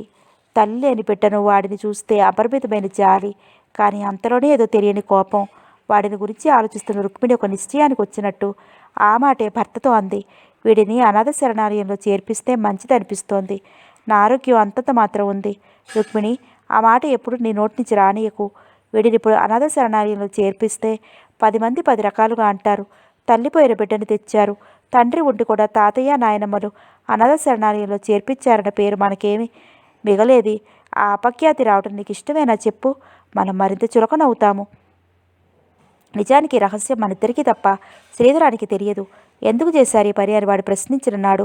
మనం ఏం సమాధానం చెప్తాం? మనకి చేదు నిజాన్ని భరించే శక్తి ఉన్నా లేకపోయినా భరించక తప్పదు. అది కాదండి, శ్రీధరం తో కూడా జరిగింది చెప్పి ఆపై వాడి అభిప్రాయం తెలుసుకుని. పిచ్చిదానా, వాడి మనసులోని మాట మనకింతవరకు తెలియదు. మనం చెప్పిన మాట కాదని వాడి ఇష్టం ప్రకటిస్తే మనం ఏం చేస్తాం? వాళ్ళు కాదని మనం కాదంటే మధ్యలో వాడి భవిష్యత్తు ఏమవుతుందో ఆలోచించు. శ్రీధరం ఏమీ తెలియనంత అవివేకి కాదు. జరిగేది కాలమే నిర్ణయిస్తుంది. ఒక అనాథని పోషించామని తృప్తైనా మనకు మిగులుతుంది. మనసులోని సంఘర్షణంతా కన్నీటి రూపంలో వెలువడింది రుక్మిణికి. నేను ఈ రంపపోత భరించలేనండి. వాడిని మోసం చేయడానికి నా మనసు అంగీకరించడం లేదు. పచ్చగా కళకళలాడాల్సిన నా ఒక్కగానొక్క బిడ్డ జీవితం ఇలా ఎండిన మ్రోడులా అయ్యి వాడు భార్యావిహీనుడిగా తల వంచటం నేను చూడలేను. నా మనసులోని అగ్నిపర్వతం ఎప్పుడు బద్దలవుతుందో నాకే తెలియటం లేదు. పేరగా కన్నీరు కారుస్తున్న భార్యను చూసి విశ్వనాథం కళ్ళు చెమర్చాయి. నీ తల్లి మనసులోని బాధ నాకు అర్థమైంది రుక్మిణి. ఇప్పటికి నా మాట విను. ఈ పరిస్థితిలో మనం ఏం చేసినా ప్రయోజనం లేదు అన్నాడు ఓదార్పుగా భార్యను దగ్గరికి తీసుకుని. మహీజ మరణ వార్త విని నిశ్చేష్టులయ్యారు చలపతి, వరలక్ష్మి. చలపతికి మాత్రం చాలా తీవ్రంగా మేనలుడిని చూడాలని, అక్కగారిని పలకరించాలని అనిపించింది. కానీ ఈ పరిస్థితిలో వెళ్తే ఏమనుకుంటుంది? ఇన్నాళ్ళు రాని వాళ్ళు ఇప్పుడు వచ్చారంటే మహీజ పోయిందనే ఆనందంతో వచ్చారని అనుకోవచ్చు. తన కళ్ళ ముందు పుట్టిన మహీజ జీవితం తన కళ్ళ ముందే ముగిసింది. కూతురు పోయిన దుఃఖంలో ఉన్న అన్నగారిని చూడటానికి వెడితే వదిలిగారిని ఎదుర్కోవడం తన తరం కాదని ఆగిపోయాడు చలపతి. ఊహించని సంఘటనకు సుస్మిత మనసు తల్లడిల్లింది. మహీజ మరణం సంభవమే నా బావ పెళ్ళై పూర్తిగా 10 నెలలు కూడా కాలేదు. మహీజకి పెట్టబుట్టడం ఏంటి? బావకి ముందుగానే మహీజతో సంబంధం ఉందా? తనకి తెలియకుండా దాచి అందుకోసమే మహీజను పెళ్లి చేసుకున్నాడా? నిజంగా మహీజ అంటే ప్రేమ ఉంటే బావ ఈ సంఘటన తట్టుకోగలడా? అత్తయ్యను తన గురించి ఏమనుకుంటుందో? నా ఏడుపే కొట్టి తన కోడలు పోయిందనుకోవచ్చు. అమ్మా నాన్న కూడా అదే అభిప్రాయంలో ఉండొచ్చు. నా మనసు అంతా శ్రీధరం బావ నిండి ఉన్నాడని వాళ్ళందరికీ తెలుసు. సుస్మిత మనసు సిగ్గుతో కుచించుకుపోయింది. తనుండవలసిన స్థానంలో మహీజ ఉందని తన కోపం తప్ప తనేనాడు మహీజ చనిపోవాలని కోరుకోలేదు. అంత కక్ష తన మనసులో లేదు. ఈ పరిస్థితుల్లో తననెవరూ అర్థం చేసుకోరు. విధి వైపరీత్యం అంటే ఇదే కాబోలు. తనని కాదని మహీజను చేసుకున్న బావకి మిగిలిందేమిటి? భయంకరమైన ఒంటరితనం తప్ప. మహీజ మిగిల్చిపోయిన బిడ్డని ఎంత ప్రేమ లేకుంటే బావ తనతో తెచ్చుకుంటాడు? సుస్మితకు ఆ రోజే ఇంటర్వ్యూ. ముందు చలపతి కూతురికి తోడుగా వెళ్దామనుకున్నాడు. కానీ అర్జెంట్ పని తగలడంతో సుస్మిత ఒంటరిగా వెళ్లాల్సి వచ్చింది. ధైర్యంగా ఉద్యోగం చేస్తానని చెప్పే సుస్మిత ఇంటర్వ్యూకి వెళ్లేందుకే కంగారు పట్టడం గమనించకపోలేదు వరలక్ష్మి. చివరకు ధైర్యంగానే బయలుదేరింది సుస్మిత. అప్పటికే ఇంటర్వ్యూ మొదలైంది. గుర్తుగా క్యాండిడేట్స్ లోపలికి వెళ్ళొస్తున్నారు. చాలామంది వచ్చినట్టుగా గ్రహించింది సుస్మిత. తన ప్రక్కన కూర్చున్న అమ్మాయిని చూసి పలకరింపుగా నవ్వింది. ఆ అమ్మాయి కూడా నవ్వింది. మీ పేరు అడిగింది సుస్మిత. సరళ చెప్పింది ఆ అమ్మాయి. ఆ అమ్మాయిని పరికించి చూసింది సుస్మిత. చాలా సాధారణంగా ఉందామె. మాటలతో పరిచయం మరి కాస్త పెరిగింది. మీకు ఈ ఉద్యోగం వస్తుందని నమ్మకం ఉందా అని అడిగింది సరళ. ఏమో, ఎవరు చెప్పగలరు? వాళ్ళకి కావాల్సిన క్వాలిఫికేషన్లు మన దగ్గర ఉంటే మనం ఎందుకు సెలెక్ట్ కాము అంది సుస్మిత. మీరనేదేమో ఫస్ట్ ఇంటర్వ్యూకి మీరిదేనేమో ఫస్ట్ ఇంటర్వ్యూకి హాజరవటం అంది చొరవగా సరళ. తను మాట్లాడిన దానిలో ఏం తప్పు ఉందో సరళ ఎందుకు అలా అడిగిందో అర్థం కాలేదు సుస్మితకి. చిన్నపుచ్చుకున్న సుస్మిత ముఖం గమనించిన సరళ, మీరు ఇంకో విధంగా అనుకోకండి. మీకు అనుభవం లేదు కాబట్టి అలా అన్నాను. నేను హాజరైన ఇంటర్వ్యూస్లో ఇది ఎన్నోదో కూడా నాకు గుర్తులేదు. నేను బీఎస్సీ ఫస్ట్ క్లాస్లో పాస్ అయ్యాను. టైపు, షార్ట్ హ్యాండ్ బోత్ హైయర్స్ ఉన్నాయి. కానీ ఏం లాభం, ఇంతవరకు ఒక్కదానికి కూడా సెలెక్ట్ అవ్వలేదు. అసలు ఈ జీవితంలో ఉద్యోగం అంటూ వస్తుందో రాదో తెలియకుండా ఉంది అంది భారంగా సరళ. ఆమె ముఖంలో బాధా విచికలు కనిపించిన సుస్మిత, ఈ ఉద్యోగం మీకు అంత ముఖ్యమా అంది. అదేం ప్రశ్న? తమాషాగా నవ్వింది సరళ. మీకు లేదా అంది తిరిగి. జవాబు చెప్పడానికి తడబడింది సుస్మిత. మీ పరిస్థితులు ఏమో కానీ నాకు మాత్రం ఎంతో ముఖ్యం ఈ ఉద్యోగం. నా వెనక పోషించవలసిన కుటుంబం చాలా ఉంది. మరి మీ నాన్నగారు అంది అనుమానంగా సుస్మిత. జబ్బు మనిషి లేవలేరంది సరళ తనే ఇంటి పెద్దట. తన చదువంతా స్కాలర్షిప్స్ మీద పూర్తయిందని, ప్రస్తుతం ఒక కాన్వెంట్లో ఉద్యోగం చేస్తూ సాయంకాలం ట్యూషన్స్ చెప్పి మధ్యలో మిషన్ కుట్టి సంపాదిస్తున్నాడని, కాన్వెంట్కి వెళ్లే లోపల 2 పిల్లలకు షార్ట్ హ్యాండ్ కూడా చెప్తానని సరళ చెప్తుంటే గుట్లప్పగించుకుని చూస్తూ ఉండిపోయింది సుస్మిత. సారీ, కాస్త పరిచయం కాగానే మా ఫ్యామిలీ అఫైర్స్ చెప్పి మీకు కూడా కష్టం కలిగించాను అంది సరళ. ఏదో పేరుకి ఇంటర్వ్యూలు కండక్ట్ చేస్తారు తప్ప వాళ్ళకి ఎప్పుడో సెటిల్ అయిపోయి ఉంటారు. వాళ్ళు చెప్పే రిజల్ట్స్ ముందుగానే మనకు తెలుసు. కూర్చున్న వారందరికీ ఈ ఉద్యోగం అవసరం లేదు. కొందరికి మాత్రమే ఆ అవసరం. ఆ ఎర్రగళ్ళ షర్టప్పాయి చూశాడు. అతని ఊళ్ళో పెద్ద బట్టల షాపు యజమాని కొడుకు. నిజానికి ఆ అబ్బాయికి జాబ్ ఏమాత్రం అవసరం లేదు. కానీ సరదాగా వచ్చాడట. మరి కొందరు ఆడవాళ్ళ సంగతి చెప్తాను. మధ్యతరగతి కుటుంబంలోని స్త్రీలు తమ భర్తలకు వచ్చే జీతం చాలక ఉద్యోగం చేస్తుంటే కూర్చోబెట్టి పోషించే తల్లిదండ్రులున్నా ఏమీ తోచక కాలక్షేపం చేయాలని తాపత్రయపడేవారు కొందరు. ఏమిటో రకరకాల మనుషులు. మాకు తెలిసిన ఆయన ఒక అతను అన్నాడులేండి. భుజాన బ్యాగ్ తగిలించుకుని బజార్ల వెంట వెళ్ళే ప్రతి ఆడపిల్ల కదా అంతులేని వేదనే అని ఆలోచిస్తే ఆయన అన్నది కరెక్టే అనిపిస్తోంది. అసలు మాలాంటి వారికి ఉద్యోగం వచ్చే అవకాశం ఉండనే ఉండదు. ఒకవేళ వచ్చే యోగం ఉన్నా కాలక్షేపానికి సరదాగాను చేసేవారు తప్ప తన్నుకుపోయేవారి ప్రమాదాలు కూడా ఉన్నాయి అంది విరక్తిగా సరళ. ఈ సంగతులన్నీ మీకేలా తెలుసు అంది సుస్మిత ఆశ్చర్యంగా. ఈ విషయాల్లో బాగా పండిపోయానులేండి. రాగానే ఒక్కరినొకరు పలకరించుకుని ఎవరెన్ని ఇంటర్వ్యూలకి హాజరయ్యారో చెప్పుకున్నాం. అప్పుడు తెలిసింది అని చెప్పింది సరళ. సరళ చెప్పిన మాట విని సుస్మితకి మనసంతా ఏదోలా అయింది. ఏమిటి ఆలోచిస్తున్నారు? నేనేదో చెప్పి మిమ్మల్ని భయపెట్టాను. మన పేర్లు పిలిచేసరికి చాలా సేపు పట్టొచ్చు. కాఫీ తాగుద్దాం రండి అంది సరళ. ఇద్దరూ కలిసి క్యాంటీన్ వైపు నడిచారు. నడుస్తున్న సుస్మిత ఆలోచిస్తోంది. నిజానికి సరళ ఉన్నట్లుండి ఉద్యోగం చేయాలని కావాలని పట్టేమీ లేదు. జరిగింది అనుక్షణం జ్ఞాపకాల రూపంలో తవ్వుకోవడం తప్ప ఇంట్లో ఉండి చేసేదేమీ లేదు. ఏదో కాలక్షేపానికి చెయ్యాలని తను సరదాగా అప్లై చేసింది. నిజంగా తనలాంటి వాడు సరళకి అవరోధమే. ఒక ఆడపిల్ల ఉండి సరళ కుటుంబం కోసం ఎంత కష్టపడుతోందో, కష్టం అంటే ఏమిటో తెలియకుండా పెరిగింది తను. ఇంట్లో కూర్చుంటే ఏమీ తెలియదు. బయటికి వస్తే రకరకాల మనుషులు, వారి మనస్తత్వాలు. సుస్మితకి ఎందుకో ఇంటర్వ్యూకి వెళ్ళాలనిపించలేదు. కాఫీ తాగాక సరళ వారిస్తూనే వినకుండా తనే బిల్లు చెల్లించింది. నేను వెళ్ళొస్తానండి అంది సుస్మిత. ఎక్కడికి? ఆశ్చర్యంగా అంది సరళ. ఇంటికి. నాకెందుకో ఈ ఇంటర్వ్యూకి అటెండ్ అవ్వాలనిపించడం లేదు. పైగా సర్టిఫికెట్స్ మర్చిపోయాను అంది. సుస్మిత అబద్ధం చెప్తోందని ఎందుకు అలా నిర్ణయం మార్చుకుందో తెలియలేదు సరళకి. మీకు ఈ జాబ్ వస్తే తెలియజేయండి అని తన అడ్రస్ ఇచ్చి సరళతో చెప్పి ఇంటికి వచ్చేసింది సుస్మిత. విచిత్రంగా నవ్వుకుంది సరళ. సుస్మిత ప్రవృత్తి అర్థం కాక బహుశా ఈ అమ్మాయి కూడా ఏం తోచక కాలక్షేపానికి ఉద్యోగం చేయాలనుకుందేమో.